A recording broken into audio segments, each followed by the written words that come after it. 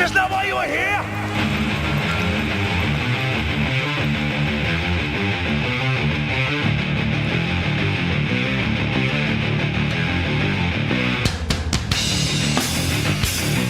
I told you it was coming, but you didn't believe me. New book's out. We'll talk about it a little bit today. Had some people asking me a lot of questions about this, so I figured, why not? Let's just do a Q&A.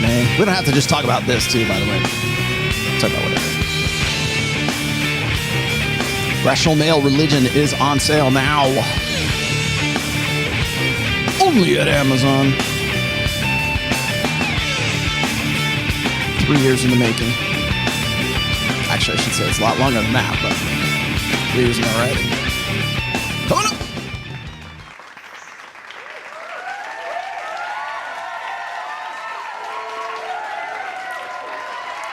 Look, new layout, new layover. Ooh, shiny.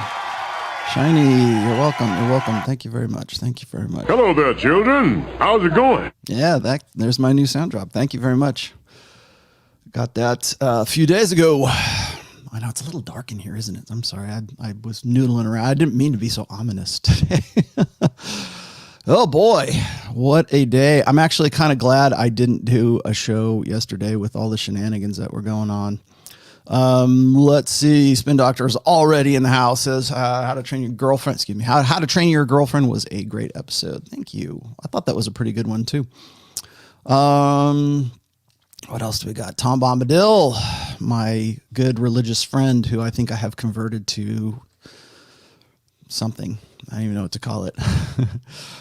Rationalism, I guess.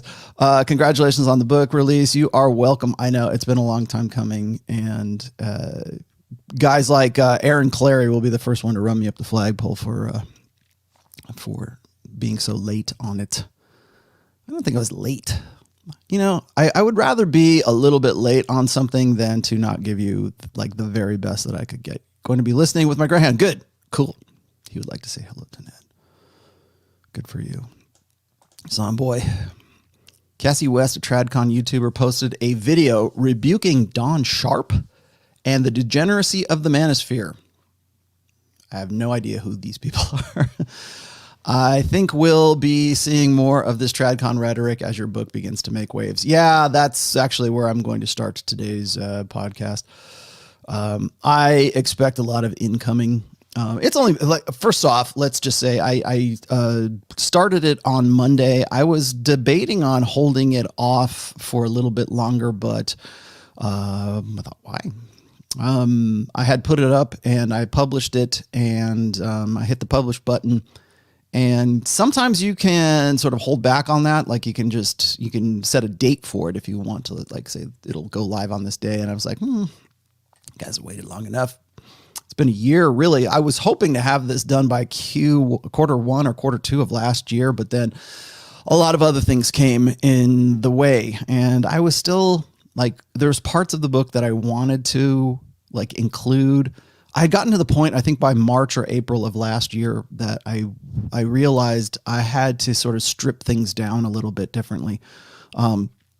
Because there's a lot of things I wanted to include. And this is like the biggest book I've written. So this is a 400-page book.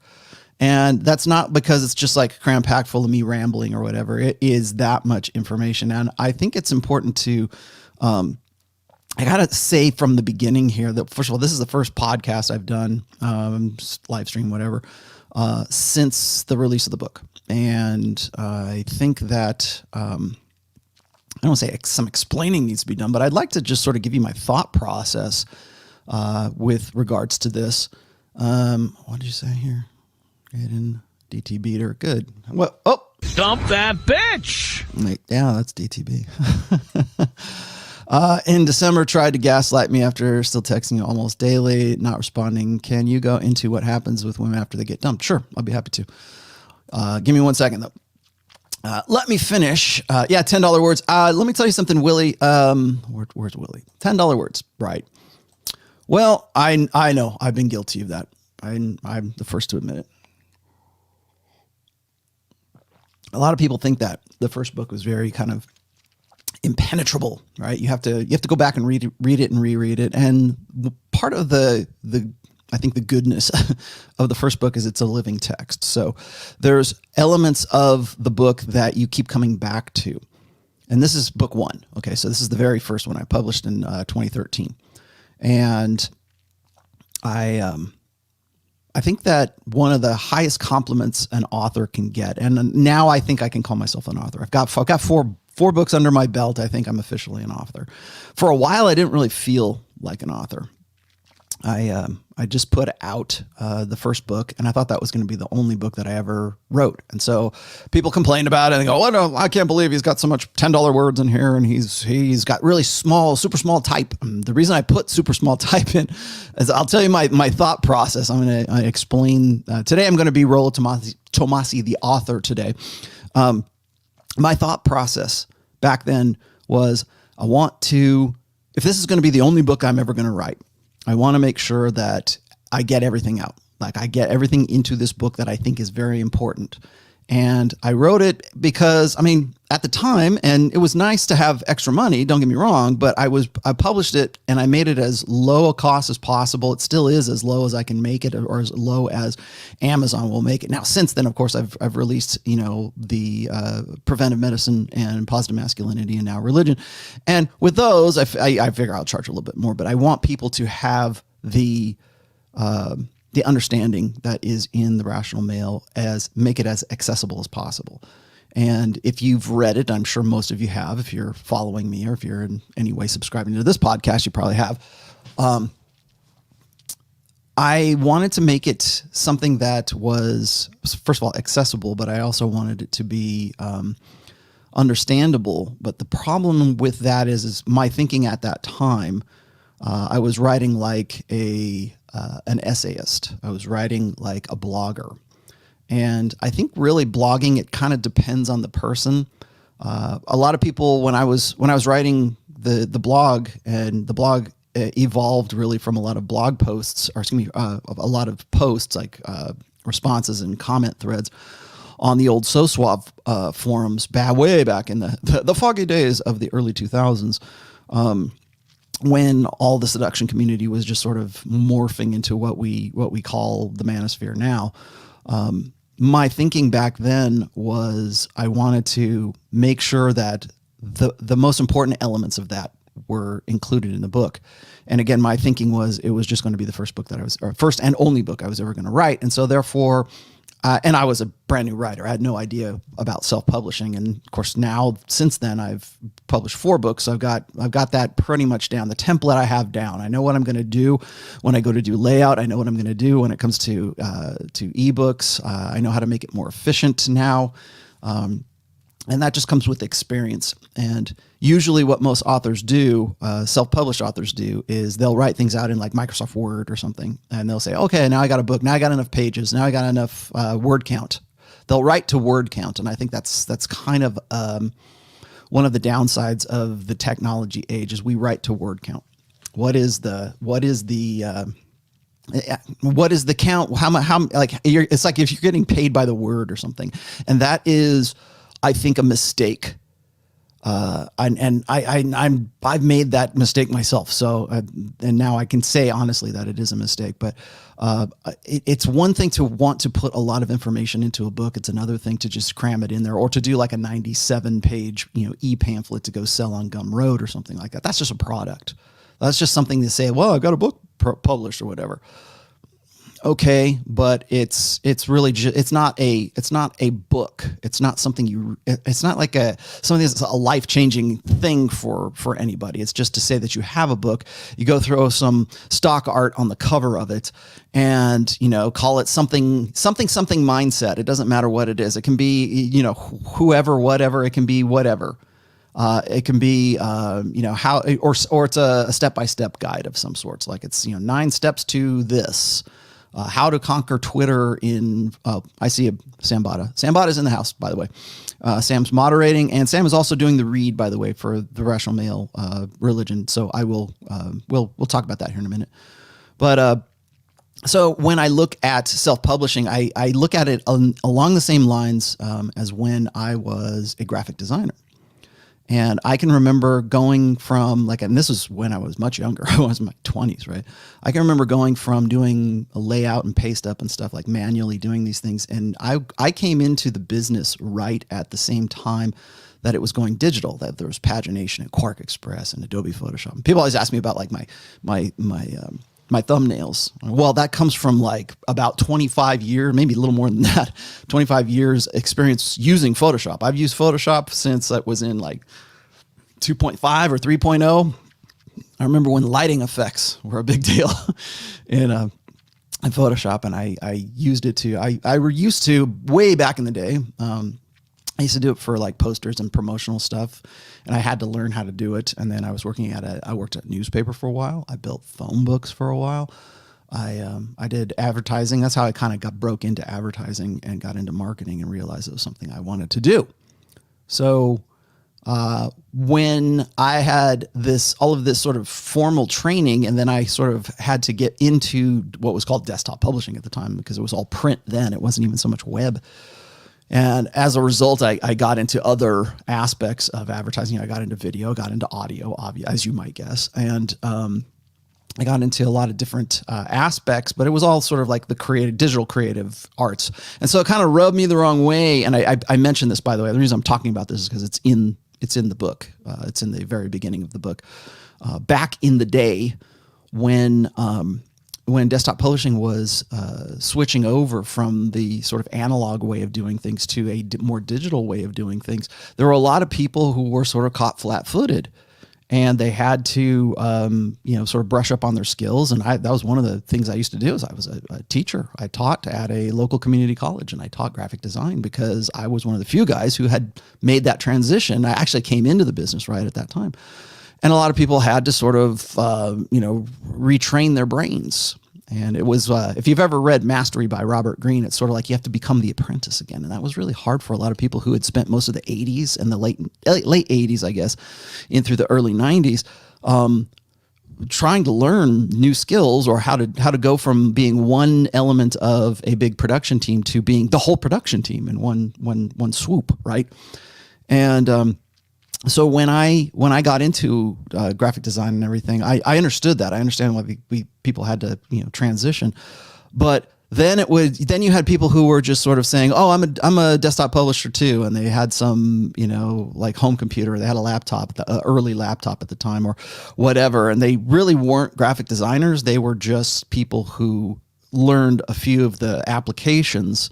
And they never had any formal training. They didn't know anything about typography. They didn't know anything about like leading. They didn't know, like kerning, leading. Had no idea what this stuff was about. They had no idea like how to do good layout. It was just that they knew how to do the applications. And I kind of made that comparison in the first part of this new book, because I think that a lot of times when we say, well, I'm an author, right? And when I first decided that I wanted to be an author, I wasn't even deciding to be an author. I was like, I got to write a book just because this has to get out there and I want people to have this in their hands. And it wasn't like, ooh, I'm going to fiendishly rule the world by this first, this book. It was, I just felt like I wrote the book I wanted to read. And like when I read The Game by Neil Strauss, in 2005, I think it was, I was hoping it was going to be something like what I wrote the Rational Male to be. I was really hoping it was going to be that, but it was just entertainment. It wasn't like, here's these things and here's why they work.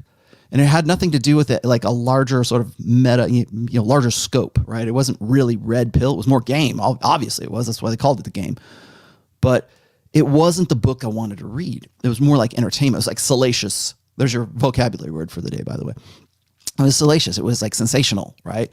And so you're reading about Courtney Love and what Tom Cruise was in it, and really, I guess Neil Strauss was kind of like sort of a low limit celebrity, and now even a little bit, people know who he is because of the books he's written. But back then, I think everybody in the sort of pickup artist communities and the seduction communities at the time thought it was going to be the Bible of the manosphere. Was going to be a Bible. In fact, if I have it sitting in my bookcase right now, and the outside cover looks like the Bible, right? It's that kind of faux leather. It's sort of what I was trying to get with this look right here on the new book. This, by the way, is the new book if you haven't seen. I do not have my author's copies yet. I only have my pre-release, not for resale versions yet. But I thought, oh, well, this is going to be it. It even, I mean, it had silly illustrations and it had the gold leaf around the edges of it. It was supposed to be a Bible. I was like, oh man, this is okay. So here it is. And it's like, no, it's not. It's like, it's just entertainment. It was a goof. And so I wrote the book that I wanted to read. And then as a result, people really started getting into it. And then I started doing, live events. And, as you might guess, things sort of snowballed into what they are right now. So when I wrote that, I didn't really feel like an author. Now I kind of feel like an author. And I think I've reached a point right now where I can look at someone's work and go, were they really sincere about this? Or is this just a product that they want to put in their Gumroad or whatever? Is it just something that they're just pushing out there just so people have? Or is it because they genuinely, sincerely wanted to have, I can get that feel now anyways. I think I've read enough stuff that I get why people write, why authors write, and I get why sort of, I don't want to say grifters, but for lack of a better term, grifters write, because it becomes a product. And I wanted to start that off with this is because whenever I write a blog post, whenever I come on this show, whenever I do a talk, even if it's at the most schmaltziest convention you can think of, and I know you can think of a few, whatever I put myself into, I always try to give my most, give my best. I remember when I did the Man in Demand conference in 2015, and that was in Las Vegas.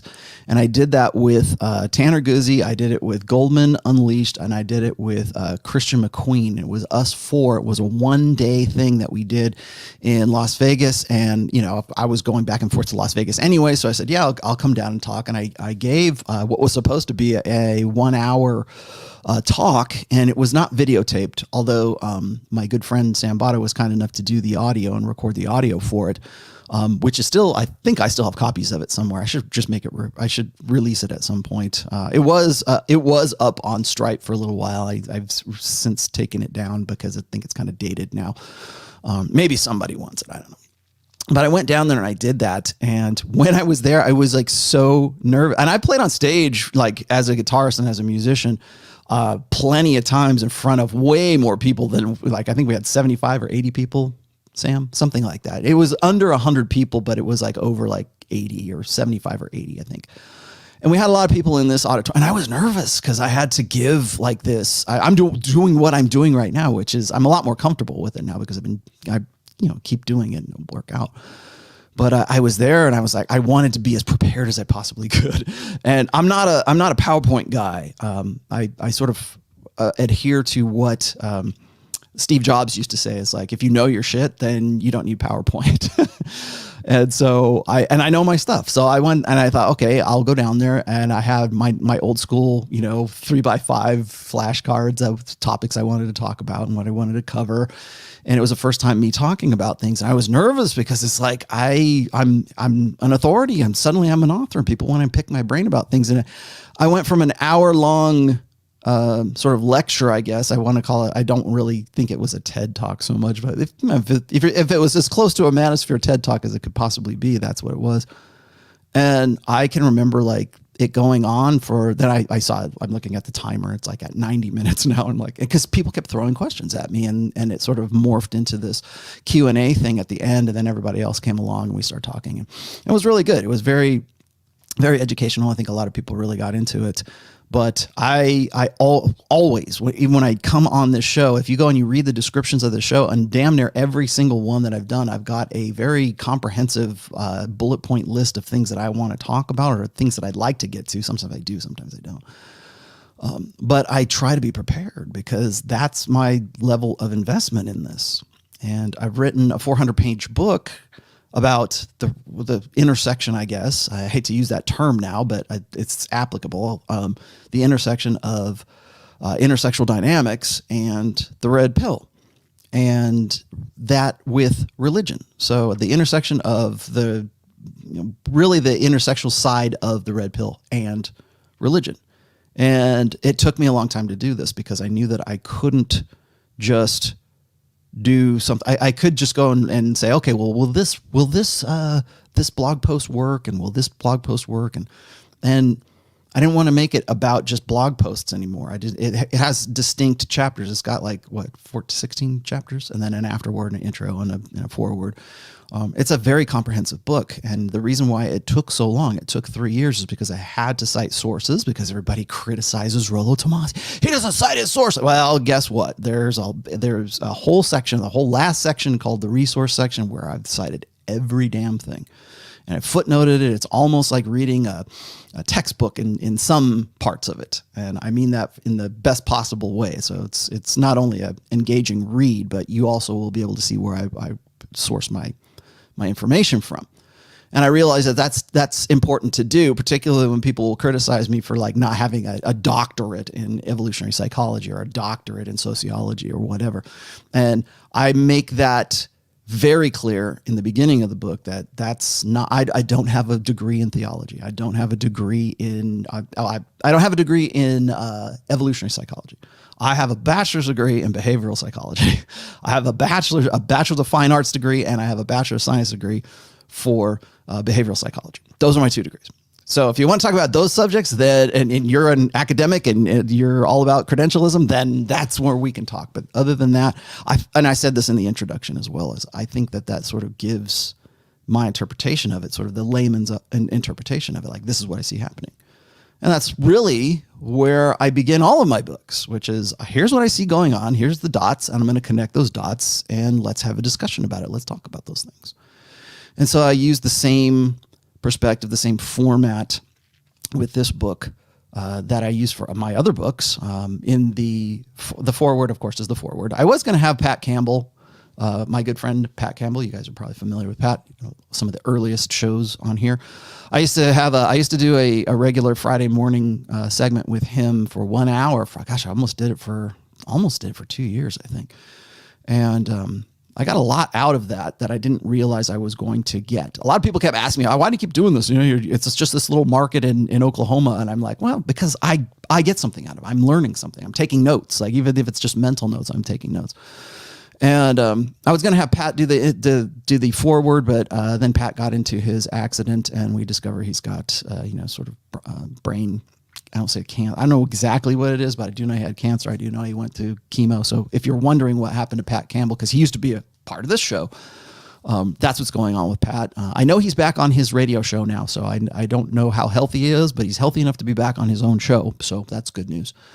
But I was going to have him write the foreword. I ended up writing the foreword myself. And then the introduction section of it, I do exactly what I usually do with all of my books, which is how to read this book, like what you're going to get into, what I hope to accomplish with this. I set goals. Whenever I do an introduction for any of my books, I try to set goals, and I try to explain why I wrote this book. Right? In preventive medicine, why do we need preventive medicine? Why do we need to see a timeline of things? Well, I'll explain that. And positive masculinity, same thing. I explain why I get into, particularly the front of that book, the first like third or 2/3 of that book is dedicated to red pill parenting. And then it's about masculinity and what was going on in 2016, 2017. I think that things have become more exacerbated as far as what I covered in the last third of that book since then. But that was my point. That was what was going on, and that's what I felt I needed to write. I write the books that I think I need to write, and I have from the outset, from the beginning of 2011, like when I started the blog, I decided that I was going to, at the time, I was like, I really need to cover religion in this. Because I remember on the SoSwab forums, we weren't really allowed, even as moderators, we weren't allowed to discuss religion or race. Or even really politics on that. Even in the sections which were sort of like the general, like miscellaneous sections of the SoSwab forums. And if you're unfamiliar with SoSwab, go look it up. It's SOSUAVE.net, and go to the forums. That's where a lot of the stuff that I developed in all of my books and all of my blogs came from there. And I think to their credit, and to I'm pretty sure Alan, there's a guy, Alan, who runs that forum still. To his credit, he really dropped the hammer on anything that was like really just strictly religious or political or racial. And I think that sort of kept people on track because it was a seduction community. It was about game. It was about the red pill. It was about why these things work and how these things work. And I thought at the time, I wanted to do the same thing. And then I realized Dalrock was doing probably a better blog about red pill issues, like men's issues, pro masculinity kind of stuff. What we would call the manosphere today. I used to call it the Christo red pill, or the Christian red pill, whatever you want to call it. And Dalrock had that handled, and he had it handled so well that I'm like, I'm glad he's doing this, because that sort of saves me the trouble of having to write, specifically, red pill religious posts. And as a result of that, most of I've written, sort of crossover posts with red pill and religion on a few occasions, but I don't really specifically focus on that. And that was Dalrock's sort of forte, I guess, in the blogosphere. And everyone loved Dalrock. I wish he was still on. He decided to close his blog about this time last year. And I thought that was a real shame. I wanted to write this book with Dalrock. I originally proposed to him a co-authorship of this book. And he didn't want to do it, because he values his privacy, and I don't even know what his real name is. I just know that he goes by the name of Dalrock. I know he lives in Texas somewhere, and that's about it. I do, from the past, I know he's very well versed, let's say, in church culture, and not just like evangelical Christian culture, but like also Catholic and other aspects. He was mostly Christian. So, and I thought, well, I really need to write a book about this, because I was going to put something up about it on my blog. And then I decided to just say, hey, you know what? I'm just going to let Dalrock cover that. And he did it very well. And as you guys probably know, I used to be a consistent commenter on his threads, and got into a lot of really great discussions that inspired a lot of the material that's in this book. So with that said, you've got about, how many chapters do I have in here? My gosh, I think I have 16 chapters now. I'm going to look. And 1, 2, 3, 4, 5, 6, about 15, 16 chapters and stuff. 400 pages, let's just say. It topped out at 130,000 words. And again, I'm not a word count guy. I think you have to make the words count instead of counting the words. So in this book, by the way, because a lot of people are going to ask me this, so I'm just going to answer this right now, is a lot of people say, well, you're using $10 words. And that's really kind of what got me on this train of thought here. In this book, I specifically try not to use those $10 words. I try not to make these things as convoluted as I did in the first book. And that is as a result of having read another book called Writing Without Bullshit by Jeff Burnoff, I think is his name. Really great book. If you are a writer and you are trying to convey ideas, that is a really good book to read. It is there is and I adopted this for this book, and I'm adopting it really for my essays. And if you've noticed a change, I of course haven't written in the last 2 months, but if you've noticed a change in sort of the tone of my blog post over 2020, it's because of this book. And it's called Writing Without Bullshit, and it goes into a lot of the reasons why it's easier just to sort of blather on and to sort of make your words just, sound kind of like it's a slog, right? I didn't want this book to be a slog. And it's 400 pages. I'm like, how do I make a 400-page book not a slog? And so it has to be written in a language that people can easily understand. It has to be something that, especially in this book, because I wanted to make sure that it wasn't just for guys who read my work. I wanted it I wanted people who are outside the red pill, outside the manosphere, to pick this up. That's why I listed it in religion, and I listed it in the sections on Amazon. If you look at the main sections, that you get 2 sections by the way. When you're a self-published author, they give you 2 sections, and then they sort of go from there. Those are the ones where you have to guess where you would like to target your book's audience to. And I could have gone to psychology, and I could have gone to the other, like self-help. Self-help is almost like a kiss of death for a new self-published author, because it's so impacted. And I had done that with all three of my other books. Well, it's self-help, right? I mean, guys need help. They need to understand dating or marriage or this or whatever. And so I would categorize things in self-help or psychology or like motivational stuff, whatever. I don't know, whatever it is. Eventually your book will find its way into other sort of subcategories, because people will find it through those categories, through searching, and then it will rank in those categories. So I ranked number one bestseller and number one or best-selling new release in those sections almost overnight.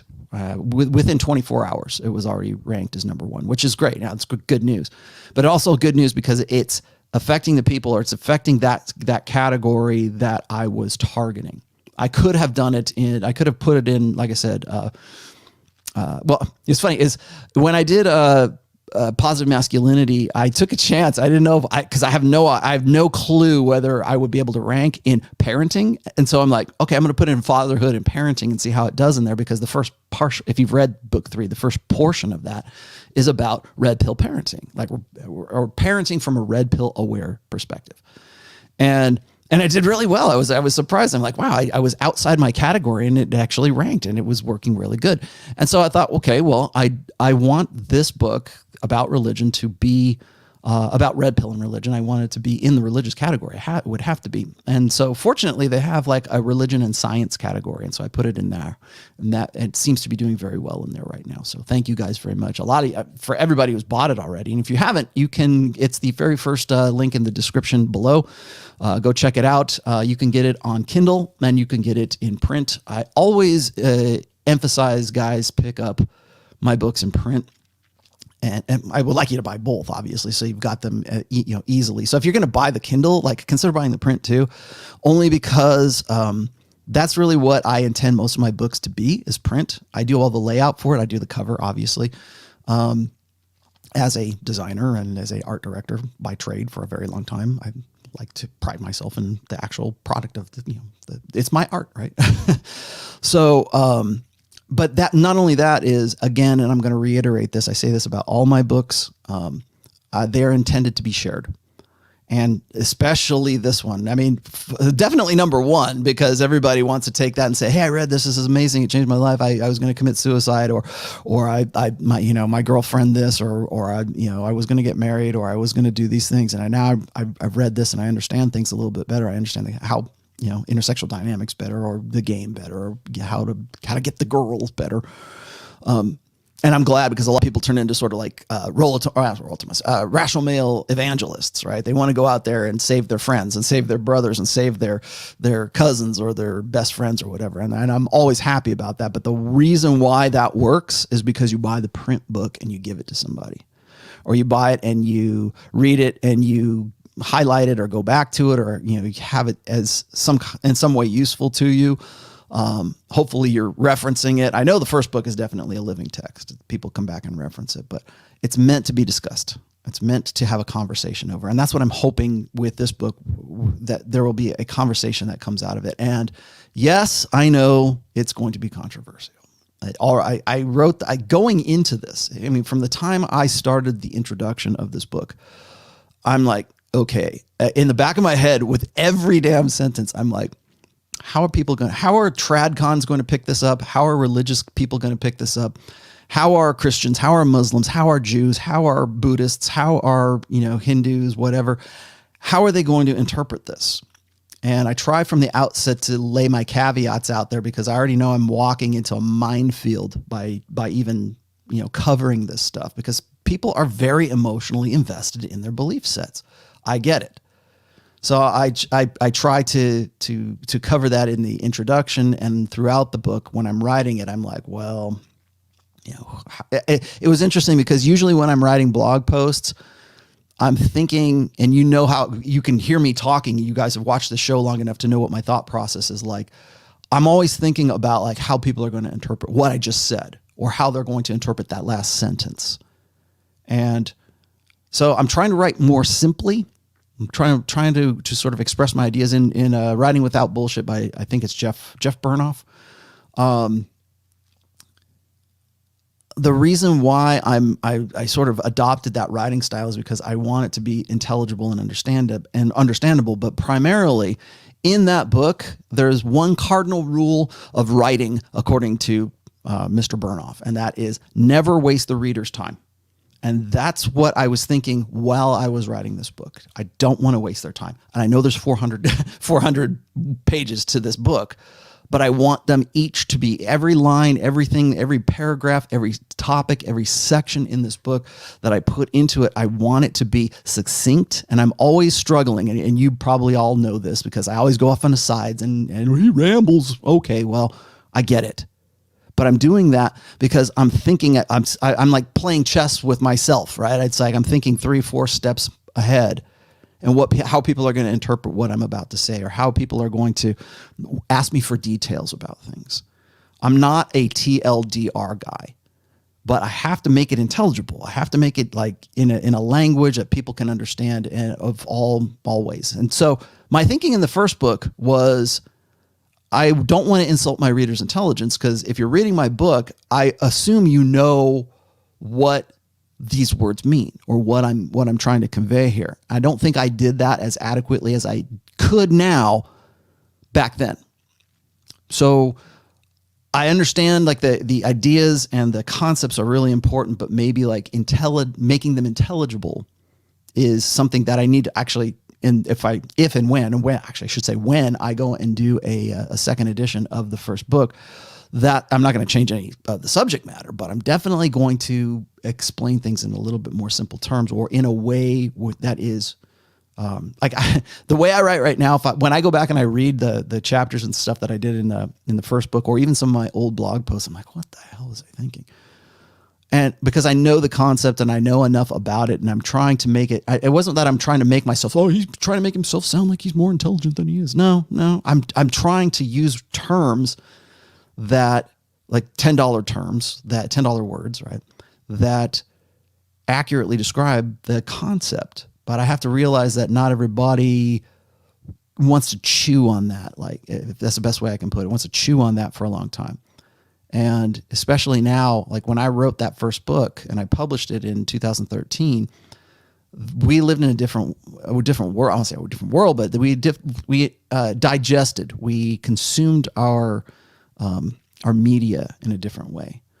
And people ask me that all the time. They say, well, why do you use these words? You know, why can't you just talk simply? And back then I was like, well, I don't want to insult my reader's intelligence. I don't write, even with this book, I don't write to an 8th grade reading level, which is what they teach most journalists, right? It's what they teach most like English majors.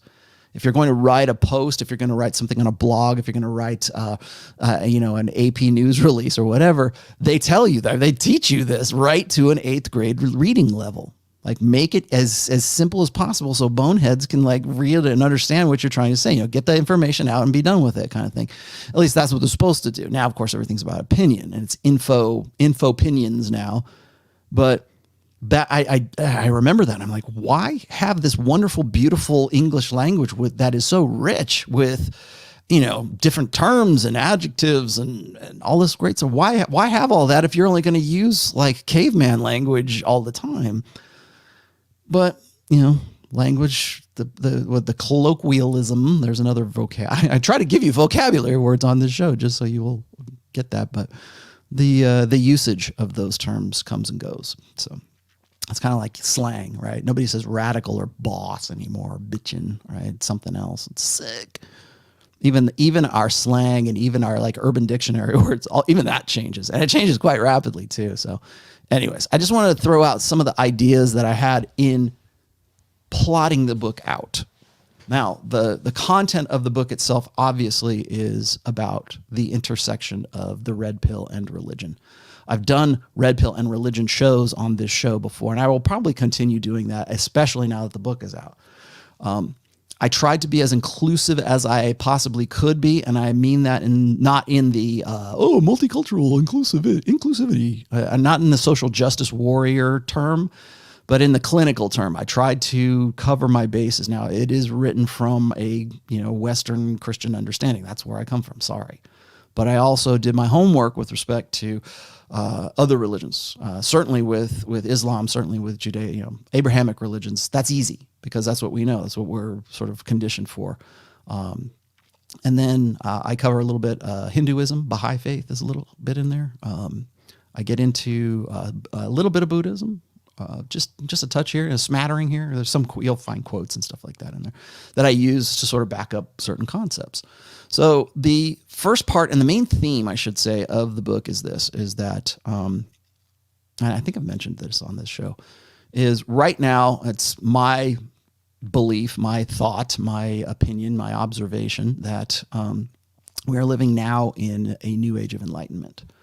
And I'm not saying, oh, let's all, it's the harmonic convergence. Let's all go run around naked and, at Burning Man. That's not what I mean. What I mean is that we have entered an age, and I think yesterday's events sort of confirmed a lot of this.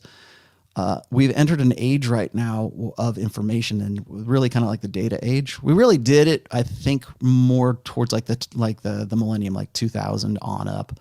And so a lot of the concepts that I talk about on this show and in my blog and in my books, the idea of the red pill, the idea of the manosphere, the idea of having a better understanding of intersexual dynamics via sociology, evolutionary psychology, evo-bio. It's a multi-field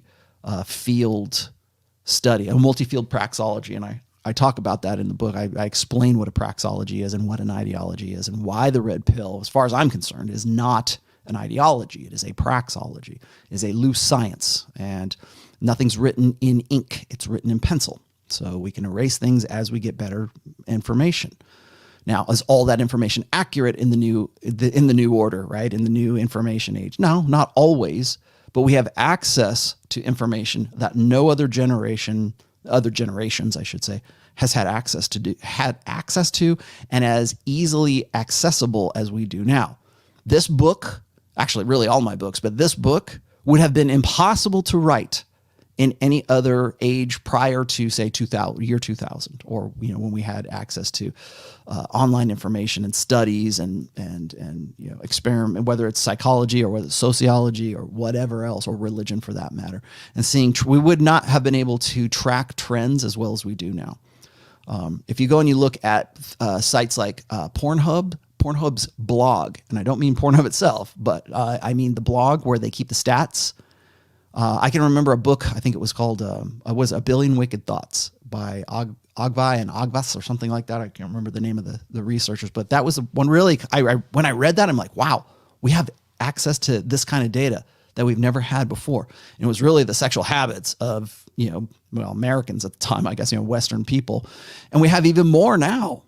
And that was, I think I read that in 2005 or something like that, 2006, somewhere around there. And maybe they've updated the book. It's a great book. It's called A Billion Wicked Thoughts. If you have, that would be on my book list, by the way. People keep asking me about book lists. Like, well, what do you suggest? That would be one. Remember, it's probably a little dated right now, which is weird to say because it was like back in 2005.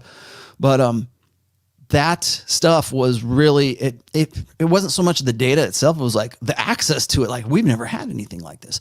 And you've got companies like Pornhub or whatever the hubs are, and they're collecting data on our behaviors, sexual, purchasing, political, religious, you name it. And the data set is probably there. And we've never had that. And average Joes like me can just go and say, okay, I want to find out if this is true. Or are there any experiments on arousal versus attraction? I can go find that data if I want to too. In any other era prior to now, we couldn't do it. I had to have a real keen interest in one thing. And I had to go to the library to find studies or, whatever, microfiche to, figure out what the data was or what the news articles were, just so that I had something to back it up. And you had to be really, really invested. Now it's like, it's easy to find that. And that has advantages and disadvantages. Yes, there's fake news, of course. But then you look at things where it's like, we look at the data, we can now look at histories, we can now look at data, we can now look at things. And it's kind of a shame because I still think we live in the TLDR generation. So as people just want the little summaries and the bite-size info bites, to, so what are you talking about? What's this really about? It's 400 pages. Screw that. Just tell me what the TLDR is. Well, sometimes in some topics, if you want to change your life, it's not TLDR. It's an investment. You want to learn martial arts? There's no TLDR for martial arts. You want to get big? You want to put on muscle? You got to go in and do it every day. There's no TLDR for working out. There's no TLDR for a lot of things. Mastery still, in most cases, requires you to invest something in it. And so even with the ease of information, the data that we have today, you still have to invest yourself into it. So I wanted to make sure that you guys understand that, because the main theme of the book is that we live in this data age, and that comes with some really great benefits, and it comes with some really bad things too. And I compare this to the Age of Enlightenment that came in Europe after the Gutenberg press was invented and spread through Europe. And as a result of that, people had access to more information. Now, granted, the first thing they did was they printed the Bible in different languages so anyone could read it, like the layman could read the Bible. And as a result of that, they started the Protestant Reformation, ergo the thumbnail of today's thumbnail,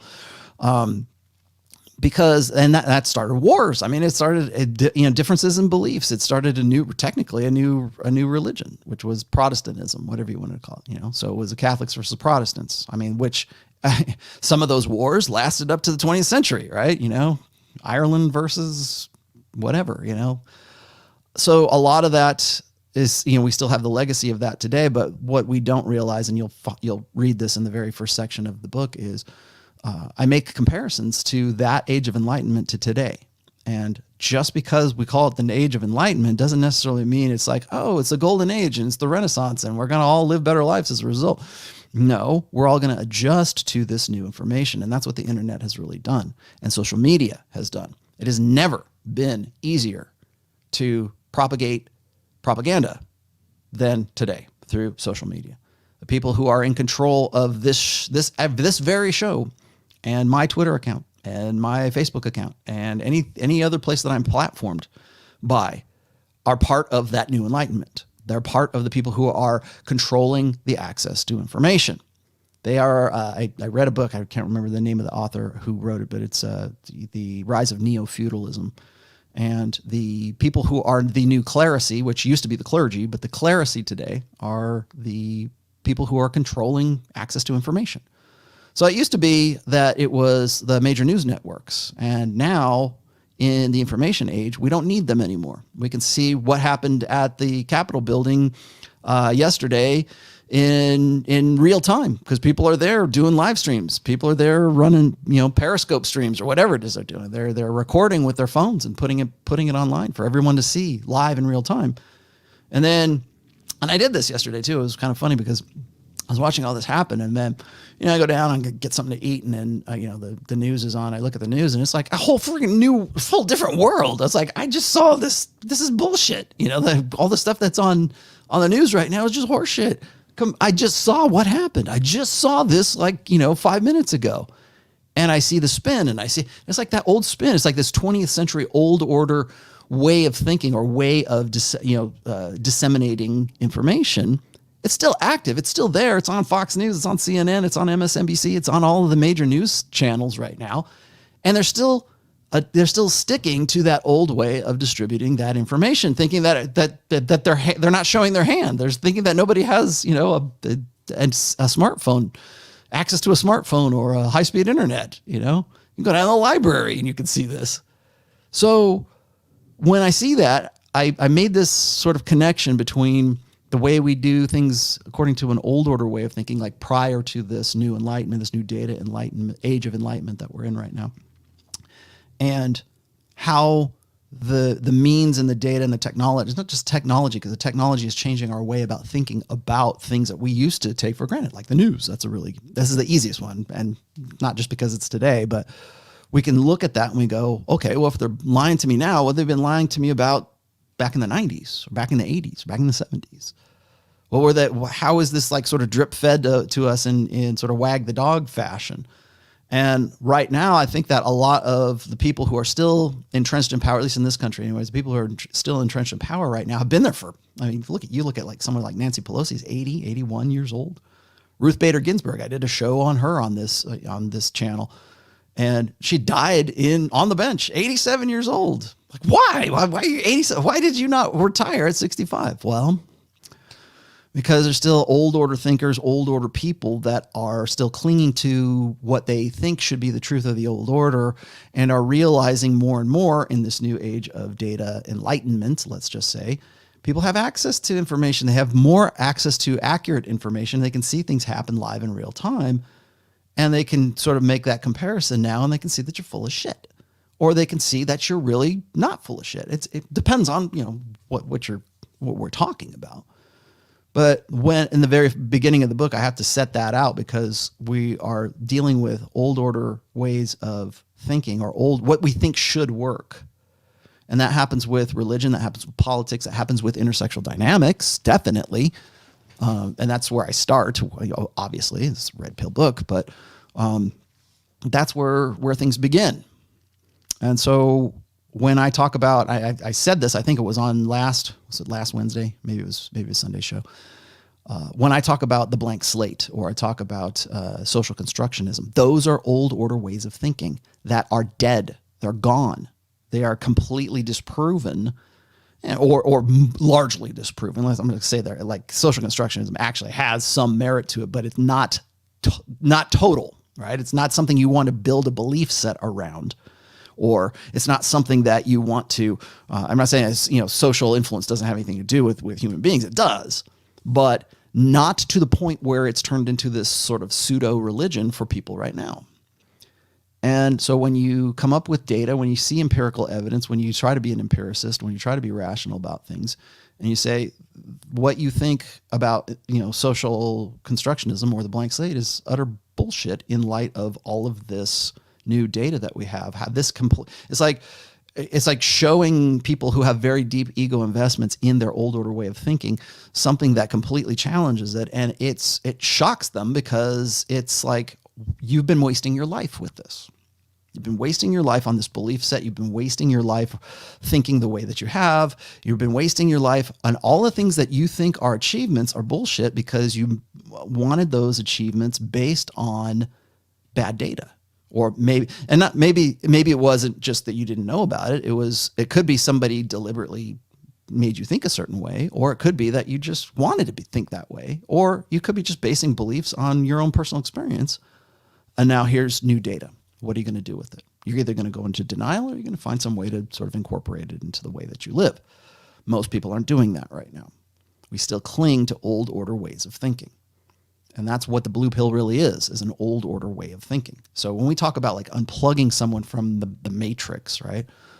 Is the matrix like this dirty trick that's being played on us? Maybe in some aspects, maybe, but in other ways, it's like we want to be in that matrix. We want to believe, in the idealism and because it's comforting, right? It's like, okay, you grow up straight and you start, go to college and you get a job, and some pretty little girl will come along and you'll have 2 kids and a golden retriever and, a white picket fence, and you'll retire to the villages in Florida. The end. And that's a great life. That's old order thinking. That's old order fantasizing right now, because it's done. I think one of the reasons why we're having such a tough time here, at least in the United States politically right now, is because we are dealing with 20th century old order thinkers that are having to deal with new order data and new order ways of disseminating that data. And that's tough for a lot of people, because a lot of our old order thinking is rooted in what contributes to our egos, our personalities, like ego investments. So when you want to know why guys have a real tough time separating or accepting, let's say, the red pill, becoming red pill aware about women's nature, is because for most of their lives, old order thinkers have said, do these things, or girls will say, be nice, carry my books home, be my friend first. I need to be comfortable with you before I have sex with you. And all the stuff that we have been talking about since the early 2000s about women's nature. Well, essentially women's nature. It wasn't so much then, but now it is. All that stuff that we were talking about then is the blue pill being plugged into the matrix. That was something that we expected was real. We thought it was genuine. We thought it was valid. And so and even to this day, what I was just criticizing Pillion with Pillion. I hope that Fillion, that guy, that I did the show with Myron Gaines about 3 shows back. And when I was watching, him criticizing Myron's like street videos and game and all this other stuff that he was throwing out there on TikTok videos, I'm watching him and I'm going, this guy's plugged in. He's blue pill in 2021.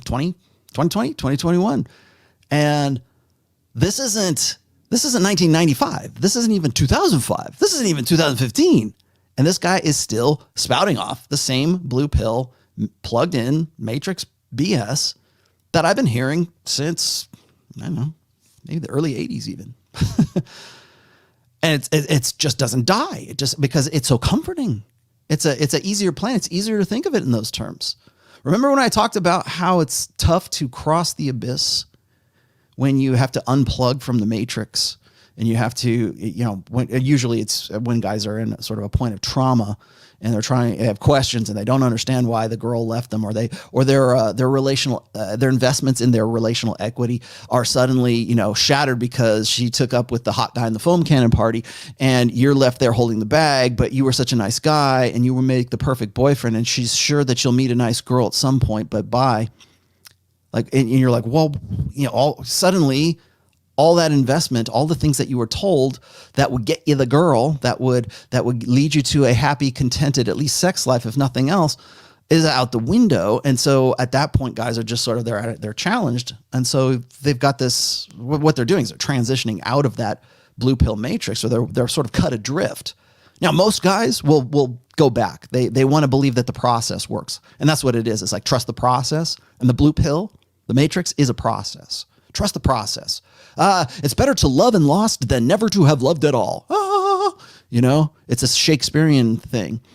And so what they do is they go, well, they get drunk for a couple of weekends, and then they go back to the same behaviors and the same belief sets that they had before, because there's nobody around. There's no rollotomassi. There's no red pill you to help blue pill them not go back to that.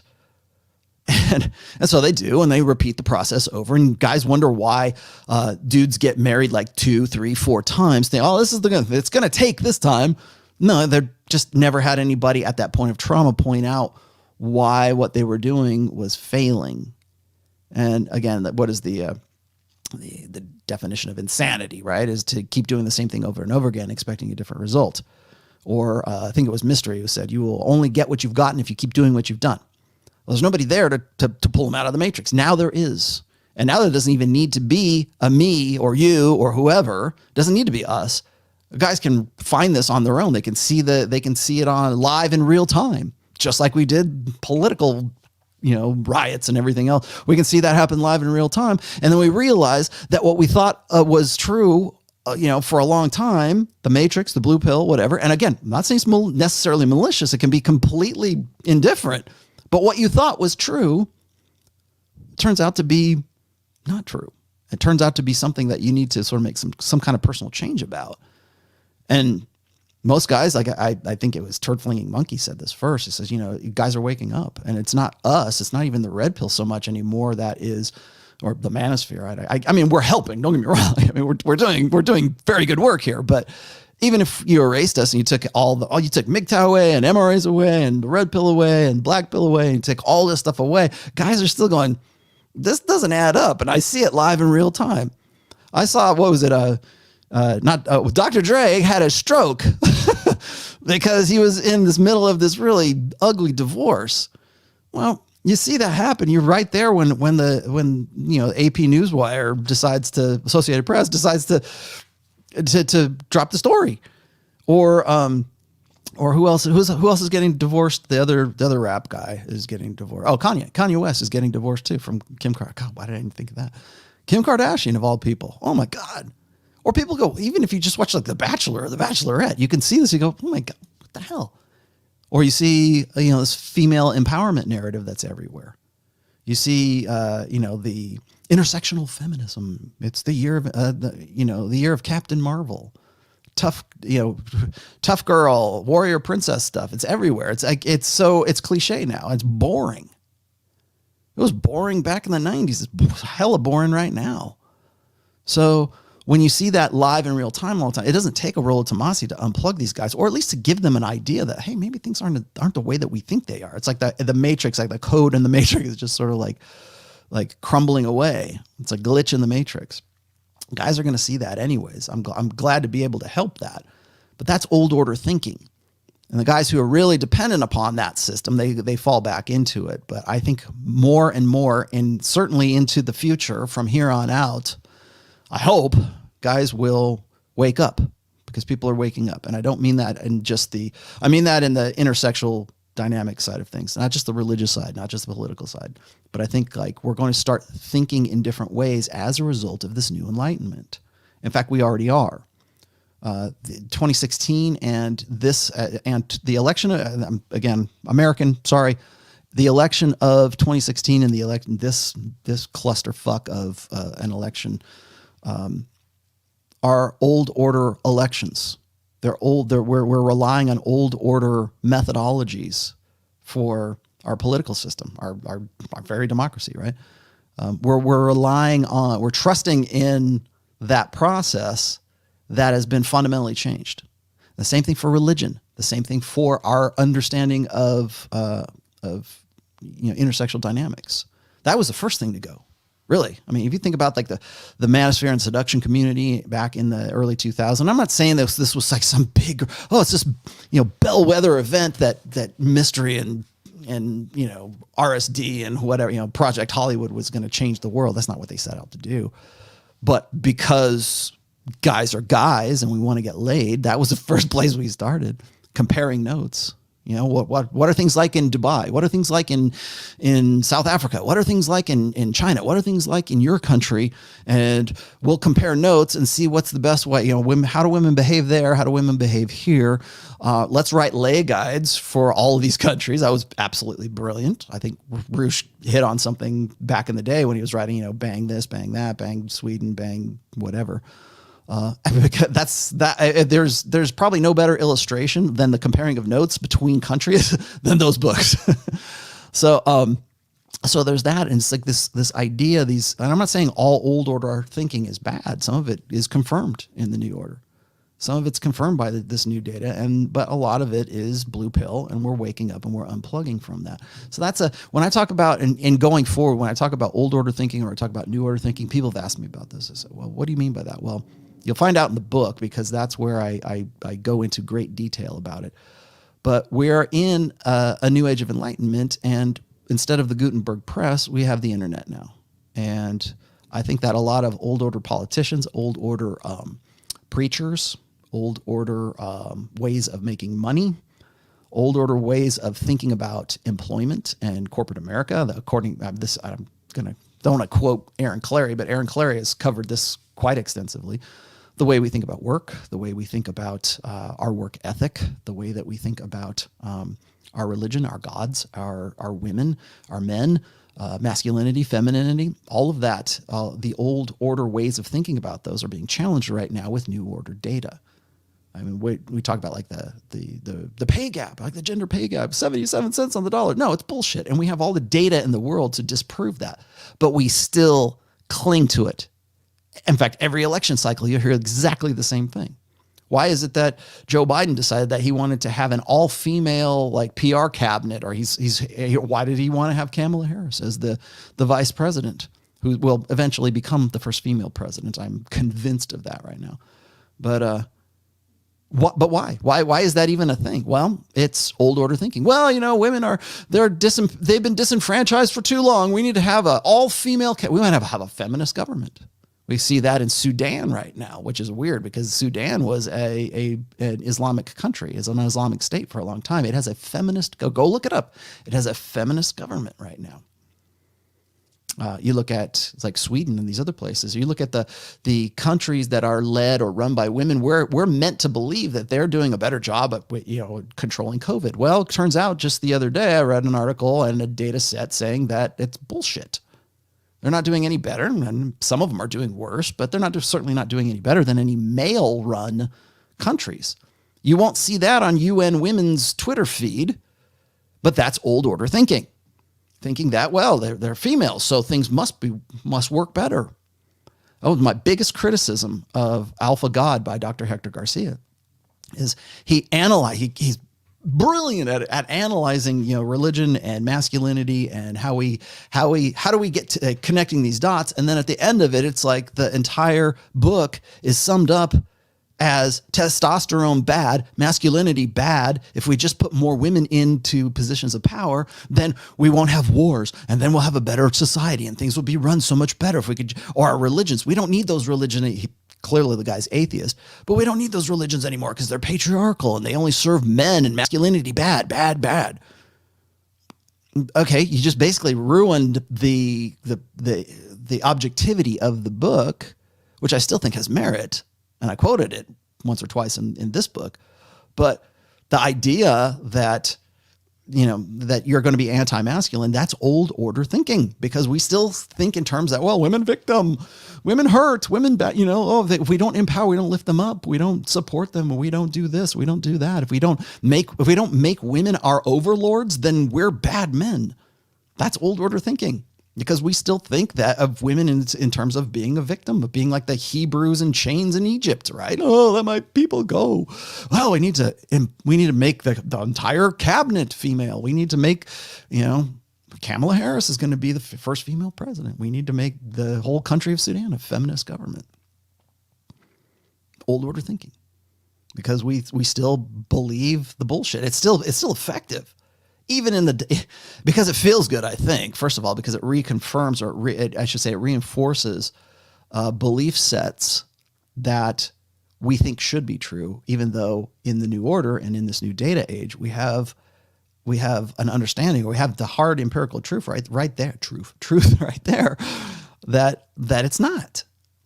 But we're not trying to unplug ourselves. You think it's hard to unplug a guy from the Matrix when it comes to like how he deals with women? Imagine trying to unplug. You're not just dealing with that guy and getting laid or solving his reproductive problem, which is bad enough. It's hard enough for guys to get around that. You're also trying to deprogram that guy from the idea that women are, she's this horrible, this helpless little victim. I need to protect her. I need to protect the babies. There's so much that goes along with that. Trying to pull a guy who's really entrenched, and particularly if he's entrenched as a result of not just the blue pill, but his religion that is teaching him the blue pill, that's teaching him the romantic ideal. And that's another point that I make in this book. There's a whole chapter, by the way, that's dedicated to the romantic ideal. And the romantic ideal is essentially courtly love / bastardized chivalry right now that we still maintain to this day.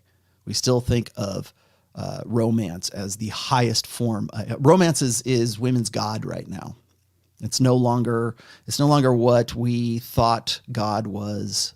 It's certainly not under patriarchal, like Abrahamic faiths. It's no longer about that. It's about love is. In fact, there's another chapter in here. It's called "Love is God," rather than "God is love," because we've elevated the emotionalism of women to almost we've deified it, right? We've made it a god.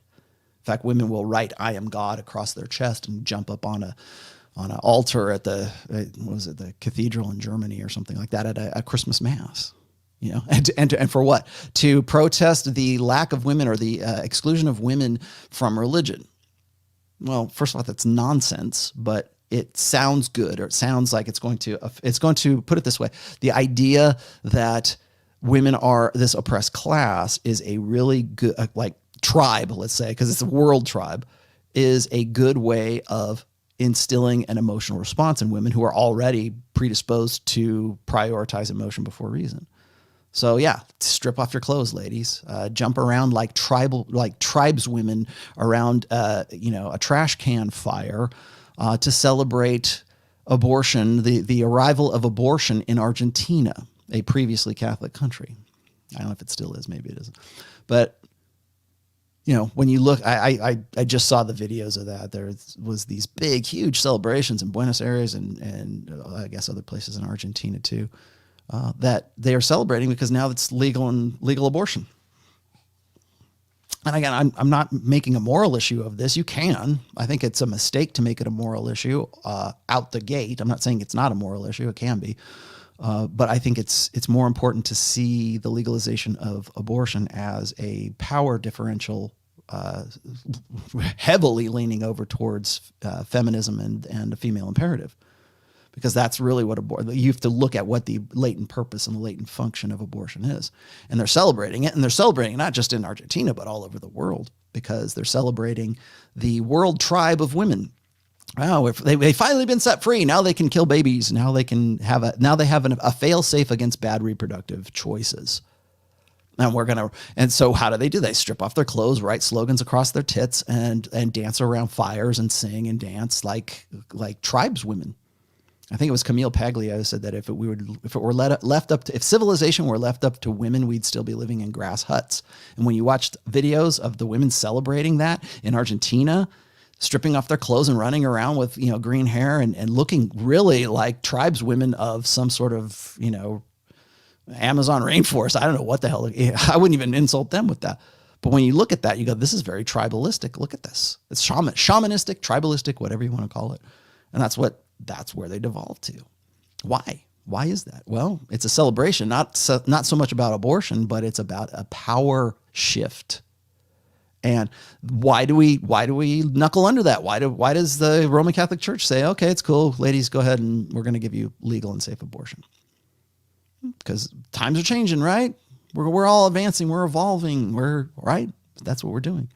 Well, maybe the old order way of thinking about things, even if it wasn't objectively true, it was a better way of doing things than it is to keep that power balance, because that's really what it amounts to. It's not so much a religious thing as it is a power balance. And I'm not saying it's not a religious thing, it is, but it is first and foremost a power shift or power differential from the masculine to the feminine.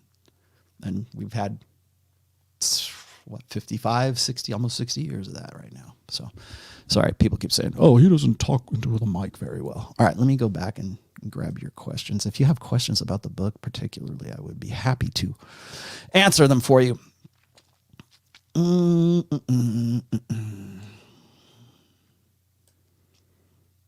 But you can ask me questions about anything today.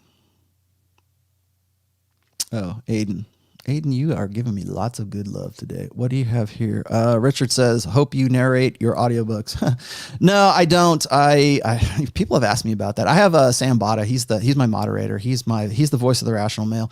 What's funny is, like, when I first started doing live events and I started doing talks and stuff like that, people expected me to talk like this, like a movie announcer from the 90s. No, I'm not the voice of the Rational Male. Although I am, I guess, but I'm not the reader. Aiden says, found a gym in LA with no mask policy. Where? Make that address public, because I'm sure there's a lot of guys in LA that want to go. A lot of non-congruent buff guys. A lot of HB8 plus. Can you give some gym game tips? Yeah, don't try to run game in your gym. That's your best tip. My best tip to you is don't do it. And particularly if you like your gym and if you like going in at the time that you do, and if you don't want to get any kind of harassment or something, or you want to get kicked out or whatever, don't run game in the gym. I've said this from like day one. I think I've got an essay about, running gym game. I would, because I know guys who've done this. My brother used to be an amateur circuit bodybuilder, and I was never a competitive bodybuilder, but I go work out with my brother. And I know enough guys who were like bodybuilders who had girlfriends who they'd met at the gym, and you never saw them again because the girlfriend still went to the gym and something happened, and now they're not talking to each other, and he goes to another gym. I'm like, that sucks, man, because that gym sucks and this is way better, and now you won't come here because you don't want to see her. She don't want to see you or whatever. I would say save the gym for the gym. There are two places I don't take my cell phone. I don't take my cell phone to the gym when I'm working out, and I don't take my cell phone when I am walking my dogs. So 2 places you will never find. If I'm out there, you will call me all you want. I will not pick up. Those are the 2 places I don't take my. It's because I'm thinking about what I'm doing. I want to be focused on exactly what I'm doing. So don't run game in the gym. Outside the gym, if you want to, whatever. But I would not incorporate like, oh, well, I'm a buff guy. Let me show you how to use that machine, honey. Don't just, it's better not to do it. I would default on the side of not doing it. Tucson Razorbacks. Thoughts on Ray Kurzweil's singularity. Isn't the future AI selective procreation and automation end of men? I don't know enough about singularity to really speak from an educated position there, Tucson Razorbacks, but I will say this, and I mentioned this in this book. Ha! I gotcha. Gotcha, bitch. I mentioned I got to start referring to it as book 4. I mentioned in religion about a little bit about CRISPR engines or CRISPR gene engines. And the reason for that is I got on, and this wasn't as a result of this. I actually brought this up because of what I was writing at the time. But if you guys recall, when I went on the Charlie and Ben podcast, and they made a clip of this and made me look like I'm like this, like Clint Eastwood in Gran Torino or something. I mentioned that the ideologies that we have today are going to influence our evolution in the future. And we're already seeing that. Go watch, and I hate to suggest Netflix, but go watch on Netflix. There's a really great documentary series. I think it's maybe 4 or 5 part series, and it's called Unnatural Selection. And it is about gene editing. It is about genetic engineering. It is about gene drives, if you don't know anything about gene drives. And I actually saw this after I went on Charlie and Ben's, and I kind of wish I'd watched it before. But what the point I was making at that point is not so much about AI, although I do think that that's going to be a really interesting technological advance. I said this at the end of the year show in 2019 into 2020 on Rule 0. I said there's going to be an invention within the next 5 to 10 years that's going to fundamentally change our way of thinking about, like, certainly intersexual dynamics. But it's going to change things up. It's going to be, I don't know if it'll necessarily be like a new internet, but it will certainly be some kind of technology that's going to change us as a race, as a species, let's just say. I don't know exactly what that's going to be, but I have my suspicions that it's not going to be so much AI as it's going to be gene editing. And the point I was making on Charlie and Ben's podcast was that we can now custom design human beings to a greater or lesser extent. Like, some people will argue with me, say, well, we're not quite there yet. Yeah, but we're on our way. We're well on our way. And I quote in the book, and I forget the guy's name. It's in the book.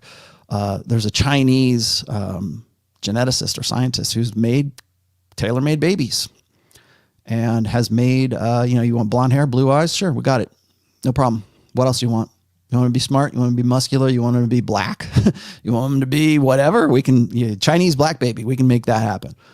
You want blonde-haired, blue-eyed, with perfect teeth, whatever it is, I read just the other day an article about how we can end Down syndrome. And that was actually one of the things that I mentioned on Charlie and Ben's podcast. Is that cool? Should we do that as humans who are in control of our evolutionary, like, building blocks right now? We can tailor make. Now, even if we can't necessarily do it to ourselves right now, we can do the next generations in different ways. We can make it so that certain humans can reproduce and certain humans can't, or maybe we clone them, whatever. We can do that now. We do it with genetically modified organisms right now. I'm not saying that they're identical, but I'm just saying the concept is we can create seeds that will not germinate.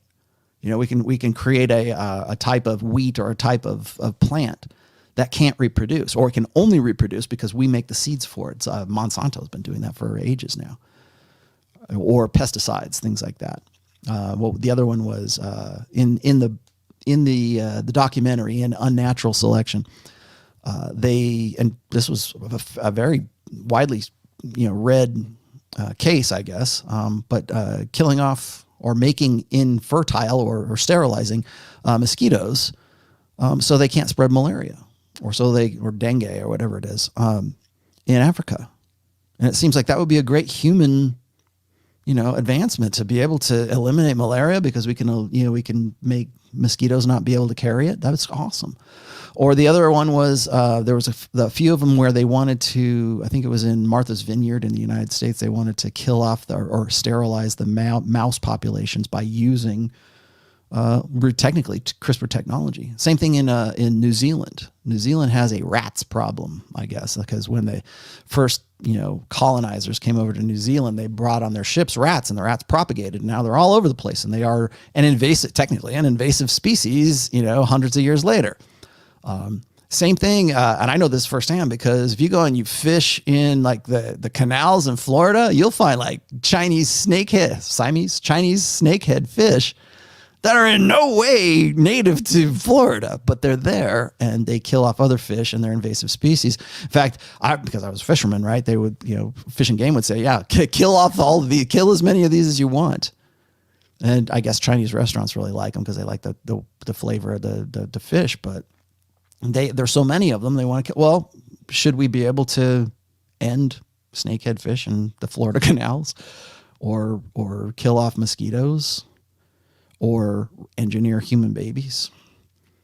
Okay, well, if we're going to, then what babies do we prefer? What ones should we create, and which ones shouldn't we create? If there's a gay gene, should we edit it out because it's an anomaly? It's an aberration? I don't believe that it is. I don't believe that it is a genetic thing. Maybe it's a combination, but who knows? Or it's simply behavioral. I'm not saying it's a choice. I'm saying maybe homosexuality is behavioral. Well, people say, well, I was born this way. Okay, well, what if we could make babies that weren't born that way? Would that be okay? Are we good with that? Because that's an ideological preference or what we think is right. Well, we don't want any homosexuals anymore. Let's just edit that out of the gene code. If that were the case, I'm not saying it is. Or Down syndrome. Well, we don't want any more Down syndrome kids, so we're going to edit that out, and we'll completely eliminate Down syndrome, and there won't be that funny kid in high school anymore. There won't be that one on whatever TV show. You'll never know what a Down syndrome kid looks like or talks like or acts like anymore. I saw a Down syndrome kid was in this Netflix again. There's a Netflix series called Away, and there was one of the characters had Down syndrome. And I'm like, well, she's a pretty good actress. She's got Down syndrome, but that's okay. It's a character. That's part of our reality. Is it okay to edit genes so we never have to have that anymore? They don't have to live like that anymore. I mean, we do. They also make the case that like I wear glasses, right? So am I modifying myself so that I can see your tweets right now, your super chats? Or should I be able to edit my genes so that my eyes are perfect? What's the difference? Right? Well, that's an ideological thing. So, it's like what should be preferable and what's not. That's what I was talking about. I do think this though, and I will say this, and maybe this is in that book, Singularity. When we get into quantum computing and we mix that with gene editing, watch out. And we mix quantum computing with artificial intelligence, watch out. Ah, damn it. Sorry. I lost you. Hang on. Oh, here we go. I don't mind reading trolls occasionally. That's okay, Sam. But it's fun to make examples of trolls now and then. Sorry, I'm looking at Sam is collecting super chats for me, so I get to all of you guys. Let's see. Who came next? Tucson, I got you on that. And Chase Ribido says $5 super chat. Thank you very much. Says, how has book 4 made you look back on books 1 through 3? Looking forward to reading it myself. It's interesting because I think that and you guys know, because the last few episodes of this show on Sunday's shows, I have done, I've talked about sexual market value in particular, and a lot of that I resource from book 2, from Preventive Medicine. And I think that a lot of the stuff that I talk about in this book reference a lot. I mean, references the core concepts. So when people ask me this, the first thing you're probably going to ask me right now is if you came and you tuned into this podcast and you said, okay, I'm going to find out what Rollo is going to talk about with his new book. Should I read this book first, or should I read another book? Do I have to read them in order, or can I read this and understand it? Well, I usually tell guys read book 1 first, because book 1 is, and this is gamer Rollo talking right now. Book 1 is the rule set, and book 2, book 3, book 4 are the supplements to that rule set.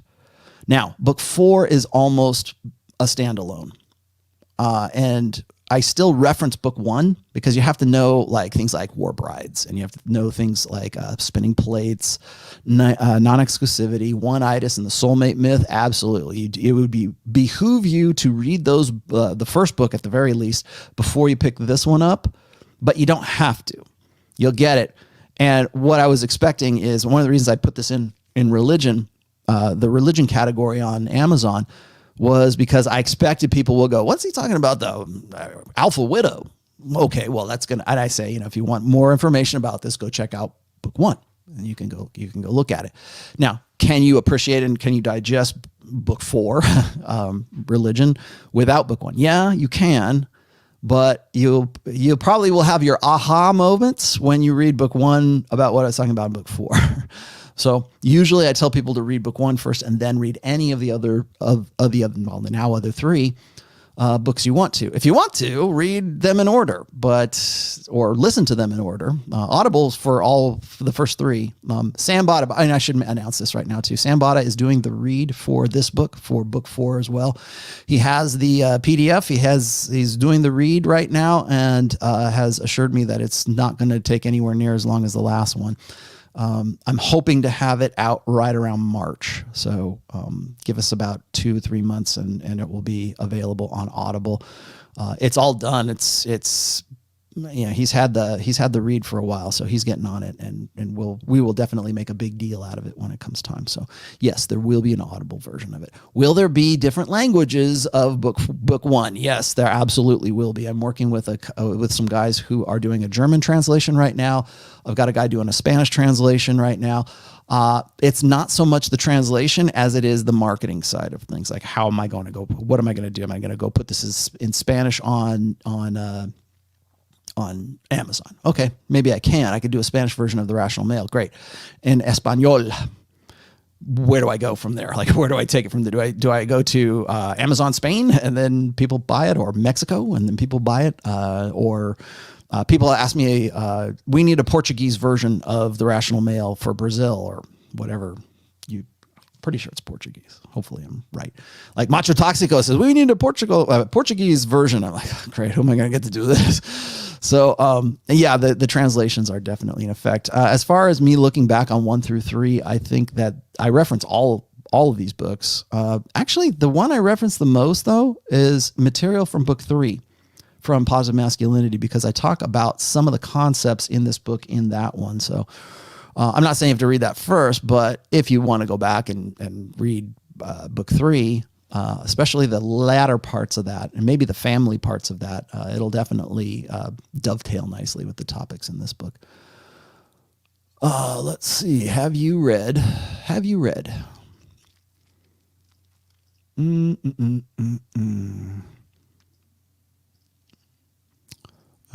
Let's see. That was Tucson. Oh, okay. So now I'm trying to back up a little bit and see who I've got here. Sorry, guys. I would rather put your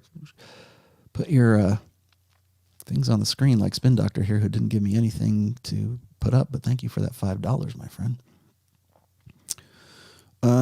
This is a Q&A, so I will try to keep up with you guys. Here we go. Chase, I talked to you. I have no idea how to pronounce your name. You just said British specimen, something Thog, the indigenous British specimen. Well done with that name. A rootless international clique is pushing Rollo Tomassi immigration. A rootless.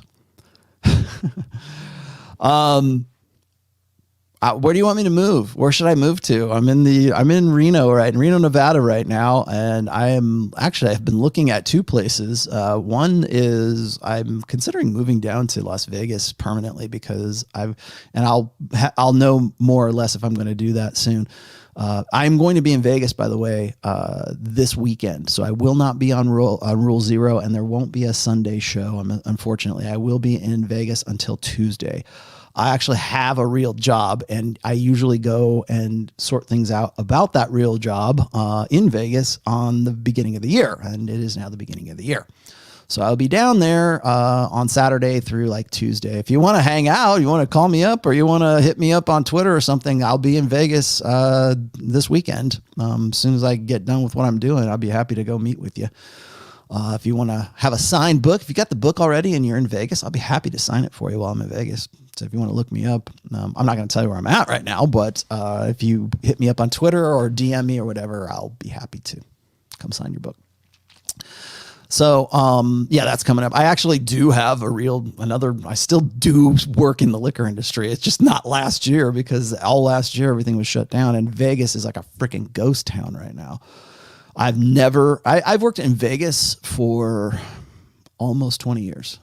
I've had accounts and done promos in Vegas for almost 20 years. And this is prior to me even having, being Rollo Tomassi, right? Me even having a book.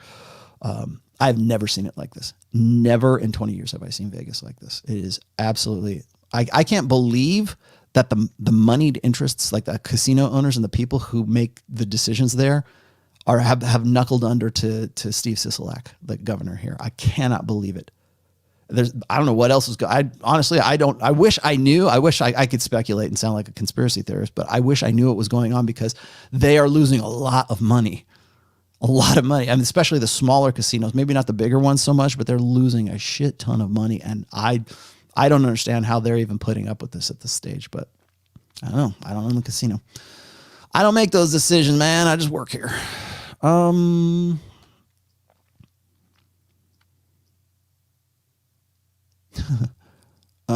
Let's see. I have not read that book either.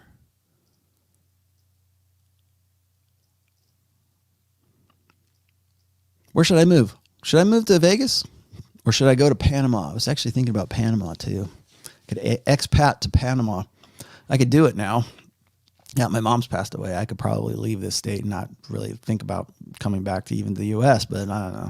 John is from Modern Life Dating is in Japan. I'm not sure I want to go that far, but I know enough about Panama. I've been to Panama enough times that I really fell in love with it, and I still love Panama very much. A lot of people don't know that about me.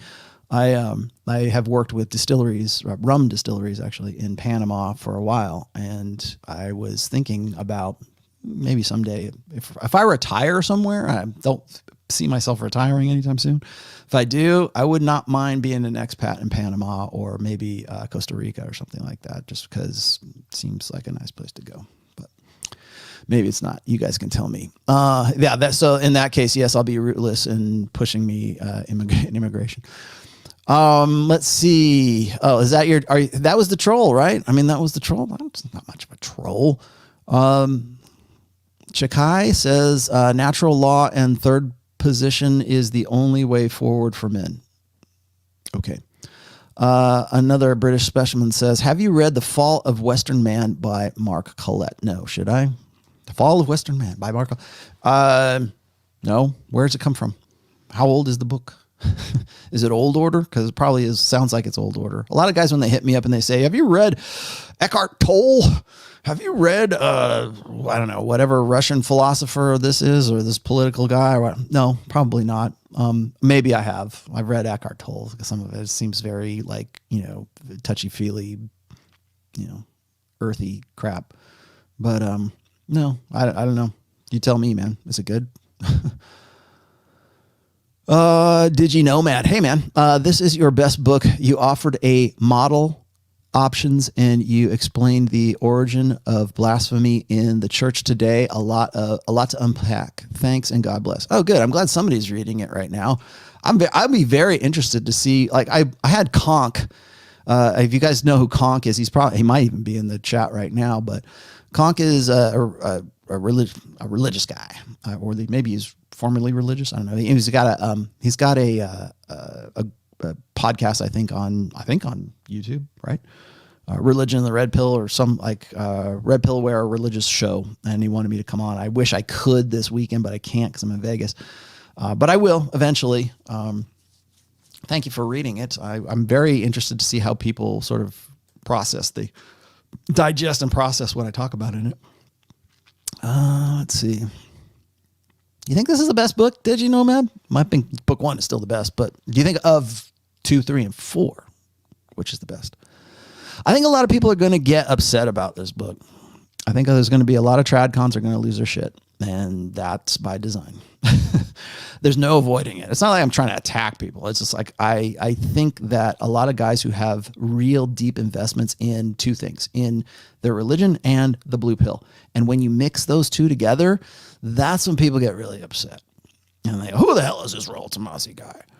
I have had to deal with that. Dalrock has had to deal with that for a long time.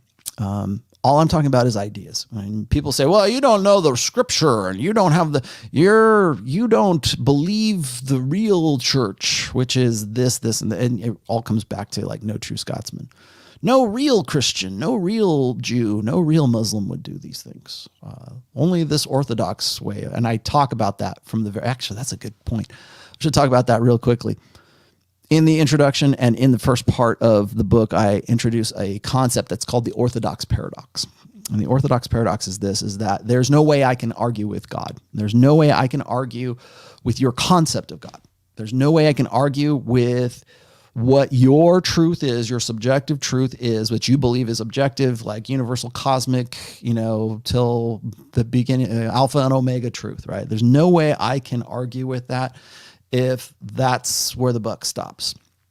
So when I start making assertions about a particular religion or what led to the formation of that religion, or what led to, and again, this is from, I'm not getting political, I'm not getting ideological, I'm just saying this from an intersexual perspective. The reason why we think of things as like premarital sex as like a religious mandate. Well, there's a latent function to that too. It's just like not eating pork or not eating shellfish. There is a function to those religious rules. And again, I'll quote Brett Weinstein again, it's a metaphorical truth. It's best to behave as if those things are true because they lead to human betterment or they keep us alive. It was better not to eat pork or shellfish because they carry trichinosis, right? Or they'll carry something that could kill you. So it's better to say, well, God said don't eat unclean animals or hoofed animals or this animal or whatever. And then we find out that, we can bacon tastes good. How to get to a man's heart through bacon. I like bacon. I like it a lot. It's like that part in Pulp Fiction, right? Bacon tastes good. Ham tastes good. But there was a function to that. It wasn't stupid. It was just a metaphorical truth. It's just better to act and behave as if it is the word of God than it is to actually take your chances and eat pork and die, or shellfish, or whatever the dietary mandate is. I talk about that in the kosher section. It's the kosher diet or kosher principle. The kosher principle. There's actually a chapter in the book called the kosher principle, and that is applied to a lot of different things. But so anyways, the Orthodox paradox is I can't argue against, like, if you say, well, this Bible is the word of God and this is the truth. Okay, God, I'll accept that. Great. But only the King James Version. Why? Well, because then nothing else is right. Oh, well, only the Greek version of it. You have to learn to read Greek before you can really understand the Bible. Okay. Or somebody will say, like, well, the Christians today are not real Christians. Only my religion is the real Christianity. Only my religion is like Sufi or whatever is the real Islam. Only this branch of this religion is the real religion. And it's like, okay, but that doesn't further the discussion. That doesn't further the concepts. I can't go any further than that. And usually what it boils down to is people who are ego invested in their religion. I'm not saying there's anything wrong with that. Please continue. But I can't analyze religion from a red pill perspective or intersectional dynamic perspective without looking at the functionality of it. That's why I mentioned, the dietary thing. So what is the functionality of premarital sex? No premarital sex. What is the functionality of prearranged marriages, for example? That's in some cultures and in some religions, that's a mandate. Same thing with polygamy versus monogamy. Polygamy used to be a thing in the Old Testament. That's how you did it, man. There was no soulmates. There's one special person out there for you. Abraham was like, fuck that. I want 2 wives and, maidservants and concubines. And, who was it? Was it Saul or Solomon had, 3,000 wives? Screw that. I'm having all these chicks, right? Well, that was okay. That was cool back then because that's what the social order was cool with that. Now the social order is 1 man, 1 woman. This is just how it is, and this is what God told you to do, and you have a soulmate, and find it on eHarmony. And so it's not like I'm not shitting on anybody's religion or what your beliefs are. I'm just saying that there's a purpose, there's a function to that. So the part where I talk about premarital sex in the book, I'm talking like the mandates against that. I totally understand it. I get it. I get why you don't want your daughter or maybe even your son really to have sex with anybody who's not going to be his wife. Why? Well, we can look in the new order, in this data age, let's look at the numbers, and we can look at like how women say that they are less happy the more partners they have. They have less marital happiness. They have a higher incidence of divorce. They have a higher incidence of using, SSRIs, like antidepressants.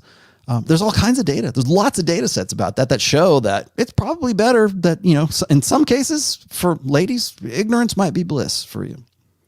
You want to know one of the biggest reasons why pornography is so endemic, why 68% of Christian men claim to be addicted to pornography? Because they see what they're missing out on. Ignorance is bliss. If you never had that, when you're just banging your wife and you've never had sex with anybody else, and that's all there is to you, I'm sure you would have a great marriage. He's all there is in the world. And if you're the last man and woman alive and you never had any access to porn and you never had access to any, other men, or women, whatever.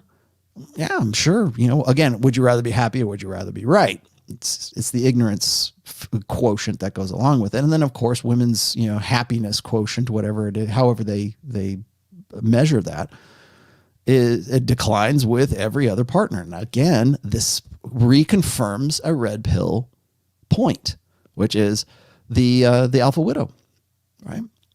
Alpha widowhood is not about women having 20 sex partners, and that the more that they have, they're being desold and they're whatever tradcons are talking about right now. It's all, it sounds good. It makes an emotional appeal for their belief set, but the practicality of it is this: it doesn't have anything to do with the numbers. It's the alpha impact.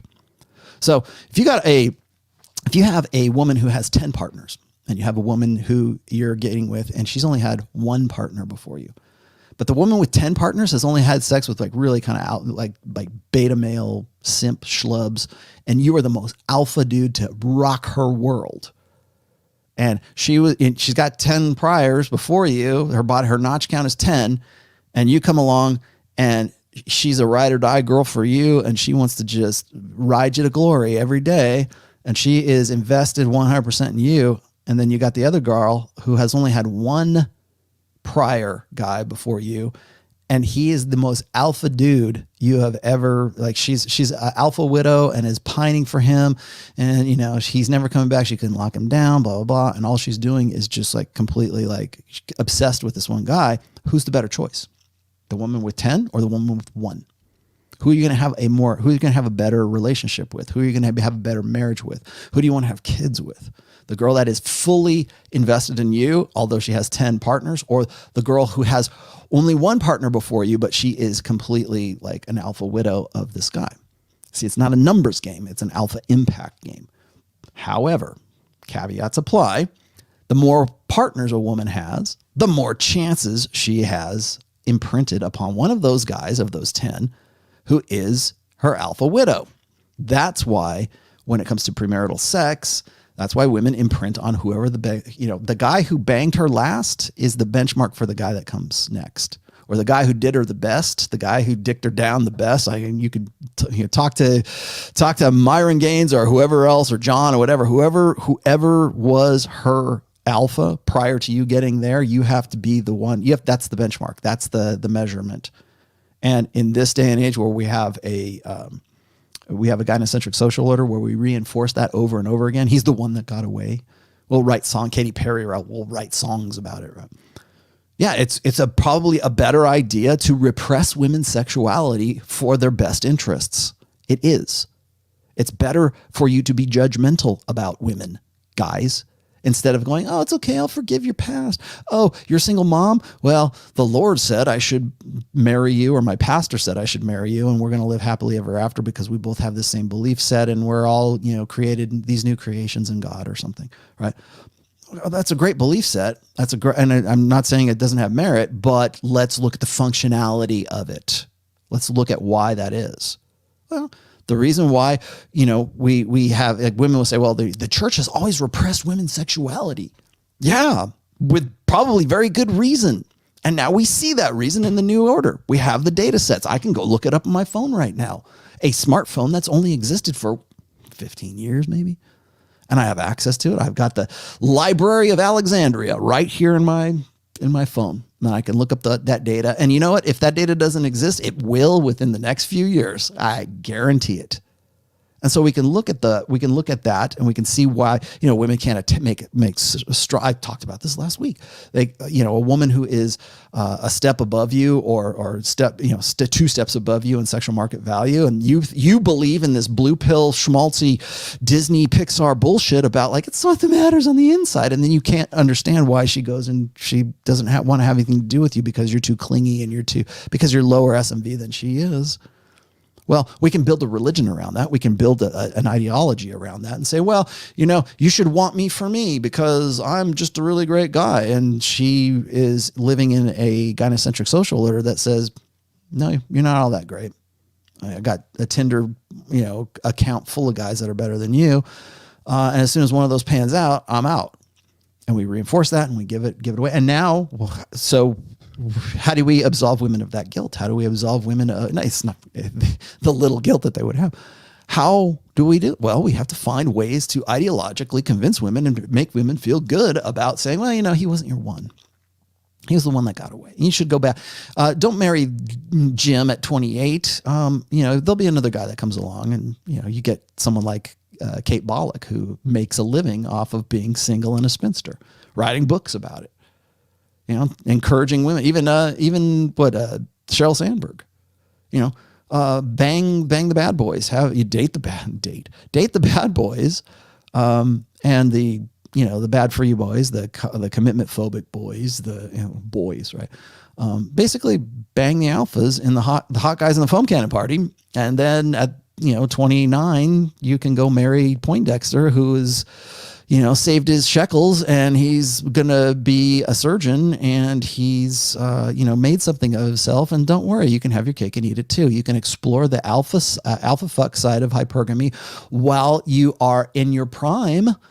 And then when you're on your downswing, it's okay, because we're just going to convince society and, beta men in general, that it's their responsibility to be your savior, to forgive your indiscretions, to not repress you, to not be judgmental, to not be opinionated, to not have any standards. Don't worry, you're a woman. Men aren't allowed to have any standards. I mean, shit, I see a new one every day. Rich Cooper, thank you. If you're watching, thank you very much for posting every one of those Tinder profiles that you post. I see one almost every morning on Rich Cooper's feed. And it's always, it's like the same girl. It's just a different picture, right? It's the same profile, I should say. It's the same, different picture. It's a 45-year-old woman who thinks she's 25 and has all the demands of a 24, 25-year-old girl, because she believes that's her entitlement. That's what she's supposed to get. And it doesn't matter that she's got, 3 kids from 2 different fathers. It doesn't matter, because men are supposed to. That's what you're supposed to do. That's what men are. They're supposed to be serviceable. Well, now you take that dynamic and you put it into the church. Now you take that dynamic, you make it don't even have to be a religious thing, although it is, but it could be a sociological thing too. Well, this is what your expectations are. The society, the gynecological social order has expectations of men, none for women. We're supposed to just let them go on their journey of self-discovery until they find out who they are. Then when they're ready, then step back in here and pay the bill. Take care of everything. Forgive them. Forgive the indiscretions. You want to know why Christianity is so popular? And right now it has been in the past, but why is it has been so easy for the feminine imperative and a gynocentric social order really to assimilate Christianity is because it's based on forgiveness. And that's a big part of it, because the gynocentric social order relies on making men responsible, accountable, liable for women's decisions. And as I said before, people kept asking me, I'm sure Giuseppe De Fraia will come in here and say, well, don't you think that the girls ought to be able to vote and to be able to be CEOs and surgeons or whatever? Yeah, I do. I just say, don't expect men to foot the bill. There's a price that comes with that. Men known this forever. There's sacrifices you have to, if you want a family and you want to be a successful businessman, entrepreneur, a successful man, there's sacrifices you have to make that aren't ever going to be appreciated. Certainly not by your wife and not by your kids, but because they're expected. And maybe they will, you get the big piece of chicken or big piece of turkey at Thanksgiving because you're the guy, but you're expected to make those sacrifices because that's just what a man's supposed to do. If you read Appreciation, it's a chapter in book 1. It's called Appreciation. It's that women fundamentally lack the capacity to appreciate the sacrifices that men have to make to facilitate women's lives, to give them the things that they want. I'm not saying they all take it for granted. I'm just saying it's not even a thought. It doesn't enter the head because it's what's solipsistically, right? It's what should be. If you're a man, you're supposed to do that. You're supposed to sacrifice. You're supposed to sacrifice yourself. You're supposed to give up things. You're supposed to, jump in front of me and live ammunition. You're supposed to give your life for me. That's very Christ-like, right? Like what did God do or Christ do, right? Died on a cross for our sins, to forgive us of our sins. It sounds a lot like masculine expectations of women for men. Right? Well, you're supposed to sacrifice. You're supposed to do that. You're supposed to forgive, right? That's why forgiveness is such a big deal for women, because it absolves them of the decisions that they make. One of the reasons why abortion is celebrated is because it absolves women of bad reproductive choices. Of course, they want to accept that, and when they make that even an article of faith in some like more progressive, liberally, Presbyterian, Methodist, Lutheran, trying to think of the Christian franchises where they're trying to put abortion sort of on the table ethically and morally. Now, well, they're not real Christians. Okay, but they're still trying to do it. And they're still trying to make it work. Why? Why are they trying to make it work? Well, because forgiveness works really well for women. Because when they get to be 29 and they've got 3 kids from 2 different fathers, they want to be forgiven of all that, and they don't want men to be judgmental. Judge not, lest ye be judged. What is it? I'm going to butcher this. I'm going to totally butcher this. Don't pluck the mote out of my eye before you pull the addressing the plank in your own, which is like that little, and I know it was a Jesus quote, right? Or whatever. It's like, tend to the mote in your eye before you talk about the plank in mine, or the plank in your eye before you look at the mote in mine. And that's just basically saying, handle your own shit before you start talking shit about me. It's like basically don't be judgmental.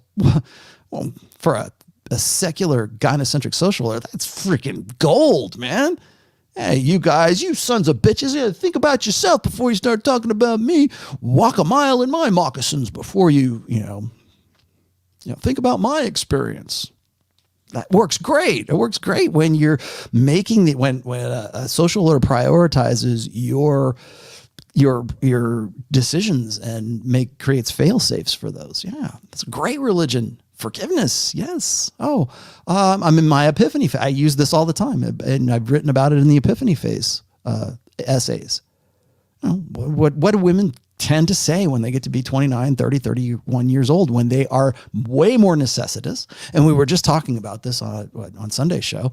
When they get to that point where SMV for women is on its decline, and for men it's on the ascent, that's when they need you dumb and stupid. Well, part of that is pandering to your religious beliefs.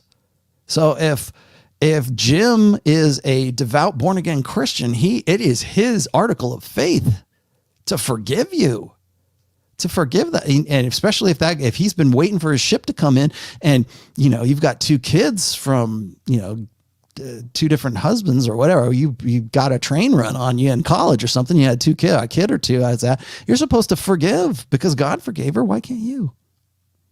And you're going to live happily ever after. Well, I'm not a moral thing. If that's your morality, cool, whatever. If that's good for you, you're a big man for essentially, and we make a moral issue of this. You're a bigger guy, or you're a more masculine guy, or you're a more faithful guy, a more godly man because you forgave her of her past indiscretions.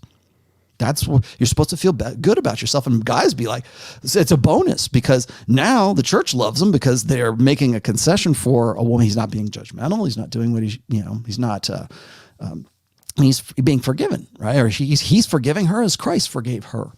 And so therefore it works great for her because now she's 29 years old and she's on her decline and she can't compete with her sisters anymore. And she's had her fun. I was so crazy in college, and along comes Jim. And Jim says, well, I'll forgive you, baby. Let's go on. Let's go forward here. And again, is it a religious thing? Okay, good. Is that your belief? Good. Okay. If it's a work for you, do you think it works for you? Good. But let's look at the mechanics of it. Let's look at the latent purpose of that. What you are doing is you're sublimating your innate, natural drive as a man, as a human male on planet Earth for paternity. You're saying my paternity doesn't matter. I should just be forgetting. My religion, my conviction is more important. However I got to it, is more important than my paternal interests. It doesn't matter if I don't reproduce. The guy on the basketball team who nailed my wife before I met her, and she wanted to be forgiven in the church because she wanted to get right with God at 29, 30 years old. Doesn't matter. I'm going to raise his kid, and I'll probably never have a kid of my own. Or if I do, hopefully I do. We'll see. It's really a mating strategy for beta males. But we can talk about that from an objective perspective, but we can't get to that objective perspective if everybody's saying, well, it's right here in the scripture and this is what we're supposed to do, or it's right here in the Talmud, or it's right here in the Quran, or whatever. We're supposed to do this. This is what's expected of us as men. And so it fits, that intersexual dynamic fits into what we modify to be religious, to be religion.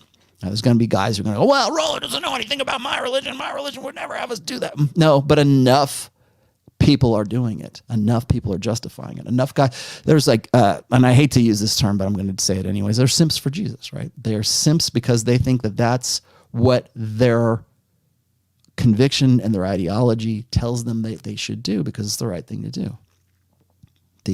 One of the reasons why single mothers rely. So I did in this book. I didn't mention it in the book, but I probably should have.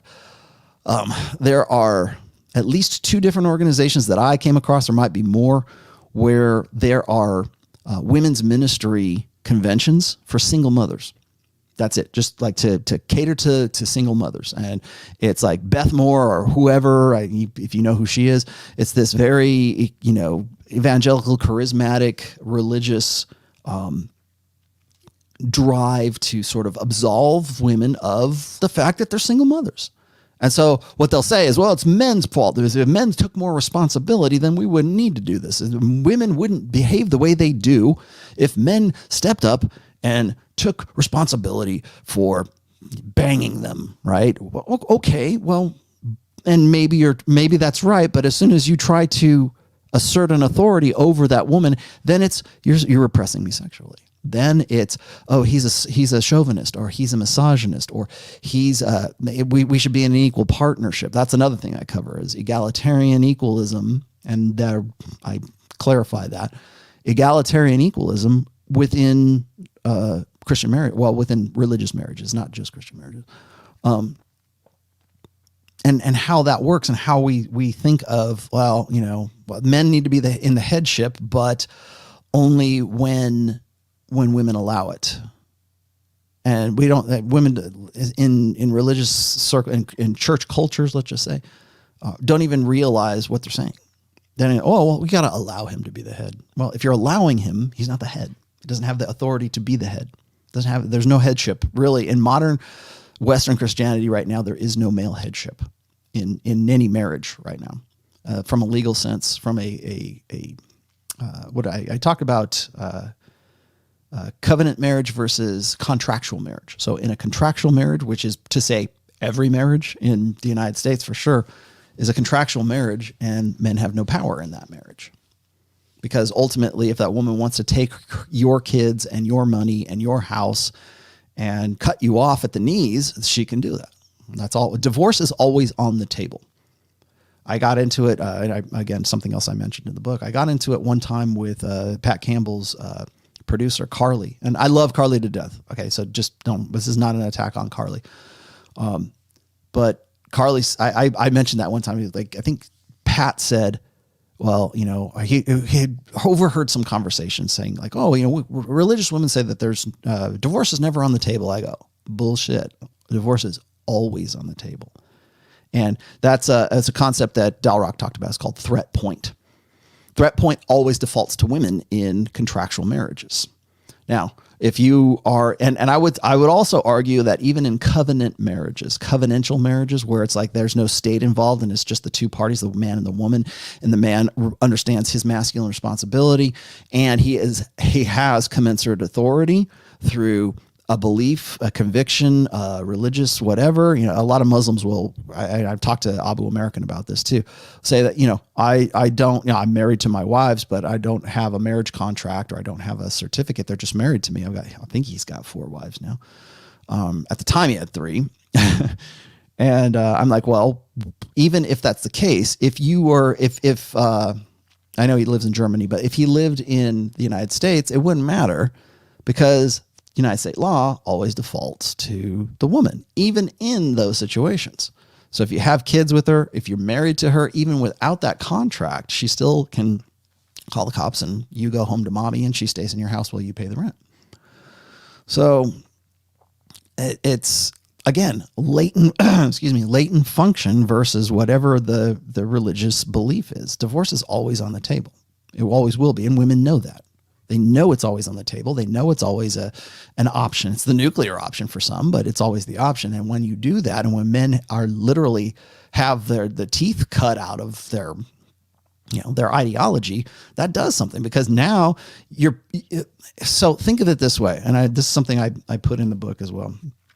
When it comes to like something like marriage and divorce, where it defaults to men or defaults to women, that always puts the authority dynamic in women's favor. So when I've talked, and I've talked about this, when it comes down to responsibility versus authority, men have 100% responsibility and 0% authority.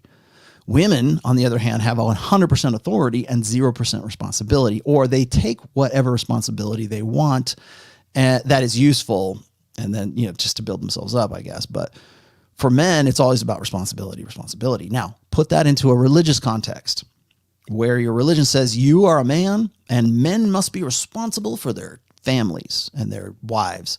So if your wife acts up, or your wife decides that she wants to be an OnlyFans, girl, or get into softcore and hardcore porn later on, like my friend that I did the interview with and his wife, even after she was a Baptist minister, then you're left holding the bag. And now you're not only going through sort of a secular trauma or secular crisis, you're also going, as a guy, you're going through a religious crisis, because you're supposed to be 100% responsible for women. We're supposed to protect them. We're supposed to love them as Christ loved the church. We're supposed to, have all of this responsibility for wife and kids. And yet when the cops show up, or when the shit hits the fan, now it's not so much, and now it's not just about, it's not about contractual marriage. It's also about covenant marriage, because you thought you had a covenant marriage. That's what most guys will say. When I talked to Dr. Everett Piper, who was on Pat Campbell's show, he used to be I think he used to be the principal or the provost, I can't remember, of Wesleyan University in Oklahoma. And very religious guy, archetypal, evangelical, Southern Christian guy. All right. And of the opinion, well, that will never happen to me. Divorce is off the table. Why? Well, my wife says, and we both agree. It doesn't matter what you agree, because the state says the divorce is always on the table. So contractually, it's always on the table. But then guys will default to it and say, well, our conviction says we can't get divorced unless there's like marital infidelity or sexual immorality or whatever. Okay, well, there's a loophole there first. But second of all, it's like, well, that's great until the circumstances get so bad that the covenant side of your marriage crumbles, and now it's based on the contract side. So I think guys think that their religion and their faith and everything else is sort of this insurance program, or this insurance policy against divorce, or insurance policy against suffering the worst of sort of the divorce machine, like as Rich Cooper would call it. And I wish I could say it was, but I have to look at it from a functional perspective. I would very much love to say that, well, my wife will never divorce me, because I've been married for going on 25 years now. And, we have our faith and we have our religion ourselves, but I'm not going to say that, well, it'll never happen, because I've seen too many people. I've seen pastors, I've known pastors who have gone through a divorce with 4 kids, and their wife turned 39 and she wanted to get her crazy on and go bang guys, and left him and the kids. Well, she'll get hers. God will take punishment on her. And maybe he did. But the fact still remains that it's not an insurance policy. Your conviction and your investment is not an insurance policy. So all this stuff about when we talk about responsibility versus authority, that's you have to eliminate the moralistic religious side of that to really fully appreciate and understand the mechanics involved in that. One thing I mentioned in the book as well is that if you are religious, if you have conviction that it says, this is how I live my life, I want a virgin bride. I'm going to live this Orthodox way. I'm not going to touch my wiener. I'm going to just, live like a monastic, monk in, the 6th century. I don't know, whatever it is, until God drops my perfect little wife on the doorstep. And then I'll have a wife and kids, right? Whatever your convictions are, again, my point in this book is not to convince you to give it all up. Not at all. If you're an atheist, my point in this book is not to convert you to any religion whatsoever. All this is an objective look at the under the hood. To look at, I just work here, man. It is an objective look at the mechanics that, or machinations, let's just say, underneath the code in the matrix. Why are we doing what we're doing? Why do we have these things? Why do we have these convictions in the first place when it comes to intersexual dynamics? And how does that play out into a larger meta scale? Because now once we get past that and the personal side of it, again, it's micro to macro. Well, how does that affect us in a tribal sense, right? Well, your church, technically that would be a tribe, or your family, your church, maybe as your township, your country, what else, whatever, and now in a global sense, because we're globalized everything. What does that do? I'm looking at the underneath. I'm looking at how the gears mesh together. So if you're like, people have asked me this, and I want to clarify this now, because people will say, well, are you bashing Christianity in this? Not at all. Not at all. What about Islam? No, I'm not bashing religion whatsoever. I'm laying out, that was my intent anyways. I'm sure people will read it that way. That's not my intent. I hope you stay whatever religion you are. I hope this reinforces your belief. If you are an atheist, I hope you don't convert to whatever it is. I stick to whatever. If you make that decision, or if you have some sort of epiphany, or if you want to abandon your religion, or if you want to accept your religion, that's not my point. I hope you do whatever you're going to do and you use these as tools to inform your decisions and whatever it is that you're doing. But that's not what it's about. Because like a lot of atheists hit me up and they said, well, I'm an atheist, so this is not really for me. No, it's most definitely for you. I'm a religious guy. No, this is also very much for you too.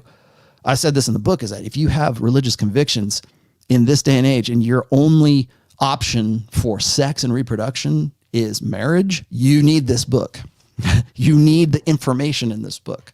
If you're an atheist and you think, well, I don't need that kind of crap or whatever, and you're an atheist and you still believe in the soulmate myth, or you believe in if you got one, you're an atheist and you get one-itis for a girl, or you're simping for some girl on OnlyFans, you need this book. It's not because of somebody, it's religiously or whatever. I'm not converting anybody. I hope I'm not. I don't want to do that. That wasn't my point. My point was just to do an objective look at what's underneath the hood in all of this. So it's for everybody. And I don't care if you're Muslim or Jew or Hindu or Krishna, Baha'i faith, whatever you are, a Sikh. I like the Sikhs. I actually talked to a couple of Sikhs before this book too. So anyways, let me get back to these here. Rattle on about the book a little bit more. Is that it? What did you say? When will the book be available on Spark Notes? I don't know. If that's like sort of like, can I get it for free? Hit me up, email me. And if you can't afford the $17 for the book, then hit me up. I'll see what I can work out for you. I'm not giving out the PDF to anybody right now. Simply because I know what will happen. It will end up on a torrent site the next day. I also happen to know this, is that the people who have hated me in the past are going to hate me in the future, and have probably been waiting in the wings for a very long time with a nice spam / review bombing campaign with all their MGTOW doom pill fuckwits to exploit Amazon's a very exploitable review thing. So I'm expecting that. I get it. But I have to also rely on the quality of this book and the information that's in it, and the actual, the material that I get into in this as being why people would want to read this, and how it will change your life, and how it will make things, it will open your eyes to a lot of things, let's just say. Hopefully it's good enough, because I think a lot of people, most of my detractors think that, oh, he just writes books, man. Dude, for anybody who gives me crap about like, oh, he's sold out, man. He's selling it for $16.99. This was like 3 years of my life, first of all. And second of all, it's not like I'm doing this to like sell it on Gumroad for 47, a 97-page pamphlet as a product or something. This is a book. I'm an author. Okay. I'm not doing like product launch formula, right? I'm not a niche marketer. I don't have a drop shipping, site. That's not me. I write books and I help guys. That's what I've done for, I guess, since 2002, really 18, 19 years. You don't believe me? I'll be happy to give you the links to all the So Suave stuff that I wrote way back in 2002. Is it on Spark Notes? No, it's not on Spark Notes. It's not going to be on Spark Notes. Oh, wait. Thought Terminator. I got you. Hi, Rollo. First, congratulations on your 4th book. I'm halfway through The Preventive Medicine. Good. Great read. I'm glad you did, because I was really talking about that last few weeks. I recently started in sales, auto business, and I'm curious how sales can improve my game. Probably the best person to talk about that from that perspective is guys like, Ryan Stone would be a good one to talk to, of all people. John from Modern Life Dating will be the first one to tell you that modern game today is a lot like brand management. So yeah,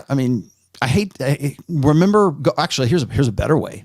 Go look at the episode I did with Myron Gaines about the Philion thing, where Philion was sort of goofing on Myron, and we did a breakdown of that. And pretty much the nuts and bolts of that is that you have in 2021, you have to, if you're dating, you have to treat yourself as if you're a brand. Everybody does anyways. They just don't realize they're doing it.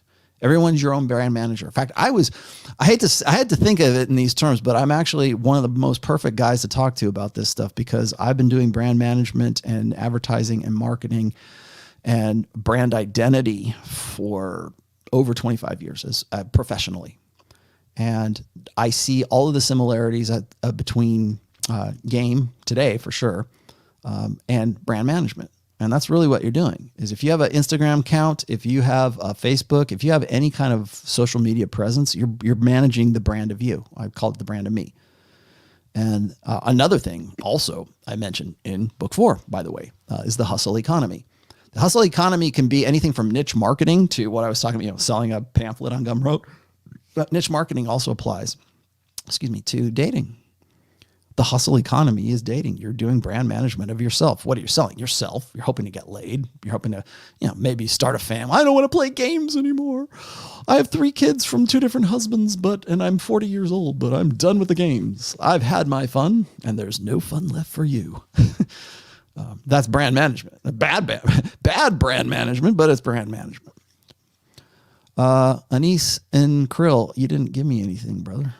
Oh, did you give me a sticker? Maybe you gave me a sticker. Thank you for the $5. Your $5 contribution is very appreciated. See, there's $5 right there. You can't afford 17. It's not going to be on SparkNotes. Certainly not in any time in the future. And by the way, I have for this book and for my other books, I decided to do it with this book, but I'm going to have them police my other books. But if I see my book on like copyright infringements or trademark infringement, because it's not just a copyright infringement. If you use my book, it's a trademark infringement, and I can definitely send C&Ds out if nothing else. But I can certainly take people to court as a result of that. The rationalmale is a registered trademark and has been since 2015, I think. And so I have a service that is sort of, to the best that I can do it, is looking for like torrent sites and looking for PDF, pirated versions of the book. So there you have it. Zenlong says, congrats on the 4th book. As far as SMV goes, is genuine desire a side effect of necessity or being 1 to 3 points higher in SMV? Can it be conflated with need? Well, yeah, need I mentioned this, I think a couple shows ago when I was talking about genuine desire in relation to SMV, because I meant, this was the example I gave. So, you got a guy who's sort of this nerdy loser in the United States, and he goes over to the Philippines and he is tall there. Maybe in the United States he's 5'10", but there he's the tallest guy in the room. Or he's a white American guy who has the golden ticket to the United States. So yes, need certainly plays into that. And can women convince themselves to be desire? Women can convince themselves to desire whatever, right? But remember what people always throw this one at me. Remember the Eddie Murphy delirious comedy bit in the 80s where he's talking about how you take a woman off the African plains and you bring her to the United States, and within a couple of months she's like, "What have you done for me lately, Eddie? I want half." Right? That's funny, but it's funny because it's true. If you take a woman out of that indigenous population or whatever, that local sexual marketplace, and you put her into a different local sexual marketplace that has different dynamics than the one she was in, now she acclimates to that. So she goes from being in the Filipino, local sexual marketplace, and you bring her to the United States, and now she's in the U.S. Sexual marketplace. Not only is she comparing you to the guys there, she's also comparing herself to the women there now too. So sexual market value, then whatever her self-perceived SMV is might shift. She might have been hot shit in Butte, Montana. She was the hottest girl in the town. You take her and you put her in Miami or South Beach or Deerfield Beach, wherever. You take her down to there, and she goes from being a 9 in Butte, Montana to being a 6 in South Beach, because all the girls there, it's a different sexual marketplace, local sexual marketplace. So her SMV and her perception of herself changes, should change anyways, but theoretically, her SMV of herself changes. And also, you go down to South Beach with her and you move there, and now the guys look like Greek gods or whatever. You go to Vegas, you go to Dre's at the top of, what the hell's the hotel that Dre's on top? Anyway, you go to a pool party in Vegas, and you know, you might have been hot shit in, you know, Salt Lake City, but you go to Vegas and now you're just a face in the crowd. So there's those, you know, how does that affect desire? Well, if you're there long enough, might make some differences in genuine desire, because women believe they can get better because they're in a different environment. So yeah, it could change genuine desire. It could change the motivations for genuine desire. Let's state it like that. So yeah. But I think what you're digging at right here is like being 1 to 3 points higher. Well, what makes you higher in a contextual sense? So I've talked about this before. There's a let's just say theory, a concept called being a conceptual alpha. A guy who is a nerd in the club might be a contextual alpha if he's a teacher in a classroom, because he's directing traffic. He's the one everyone looks up to. He has the knowledge and he's competent.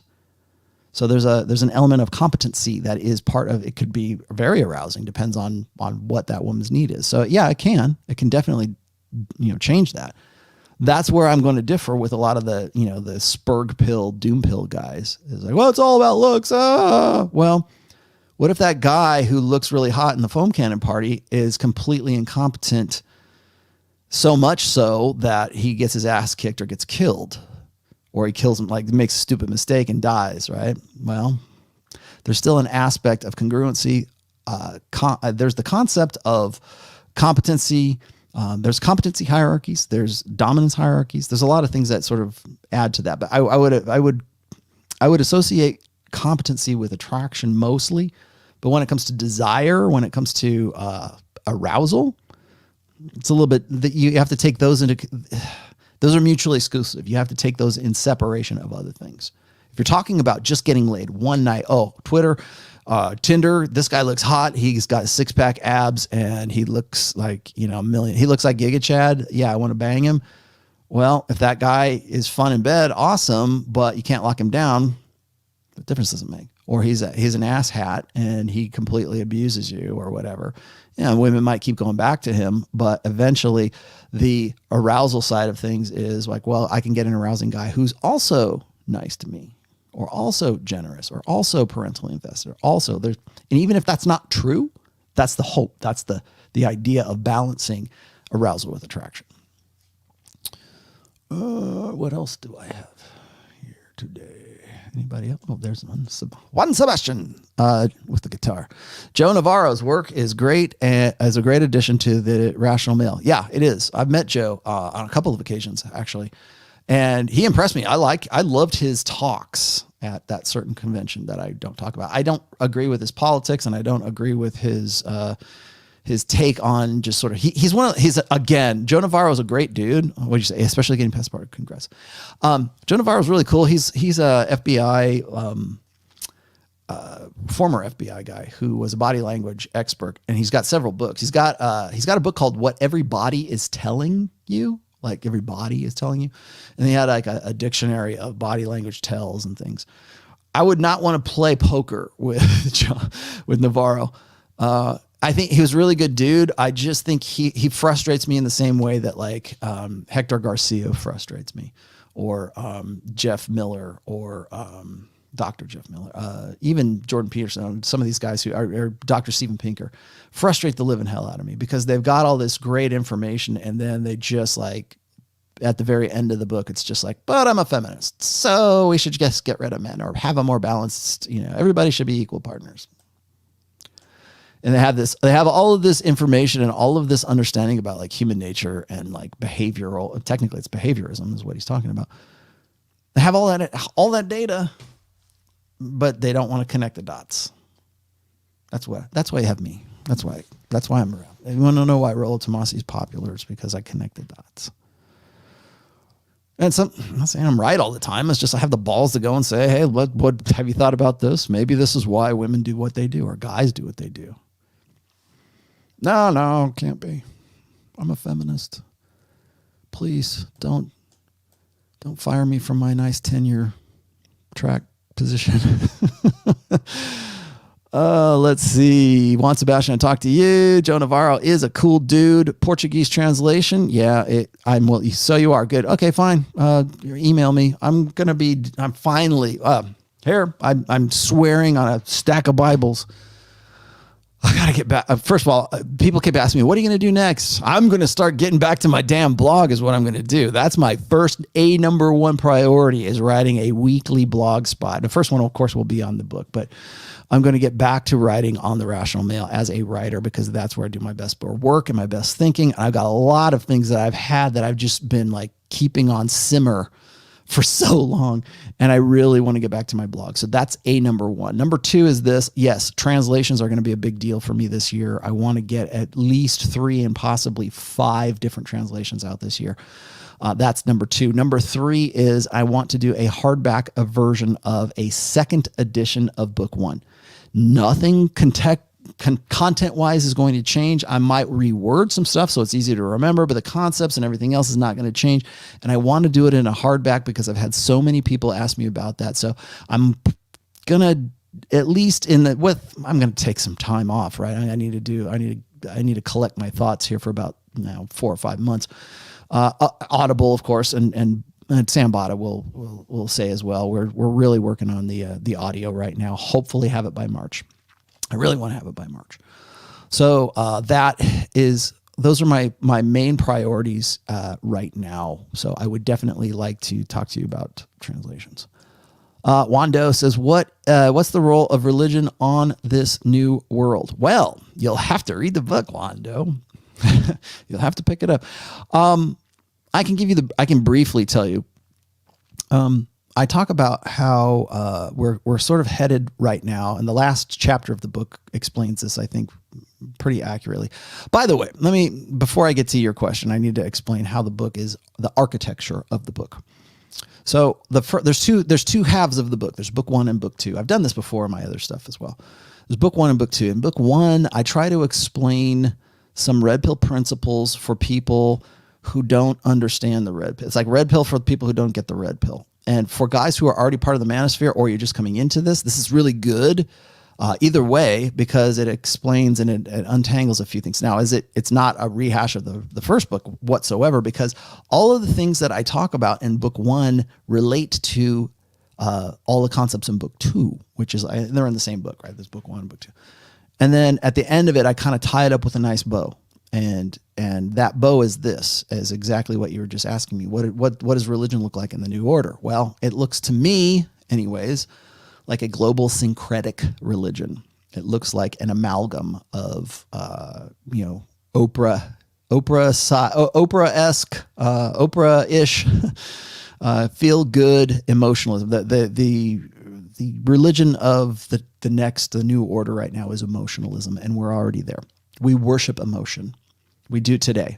We will deify how we feel, and we will deify love. That's why I wrote there's a section in the book called Love is God. I mean, we've taken the emotion, the emotive state of love, like the feeling of love, and raised it to such a high degree that it has become the god of emotionalism.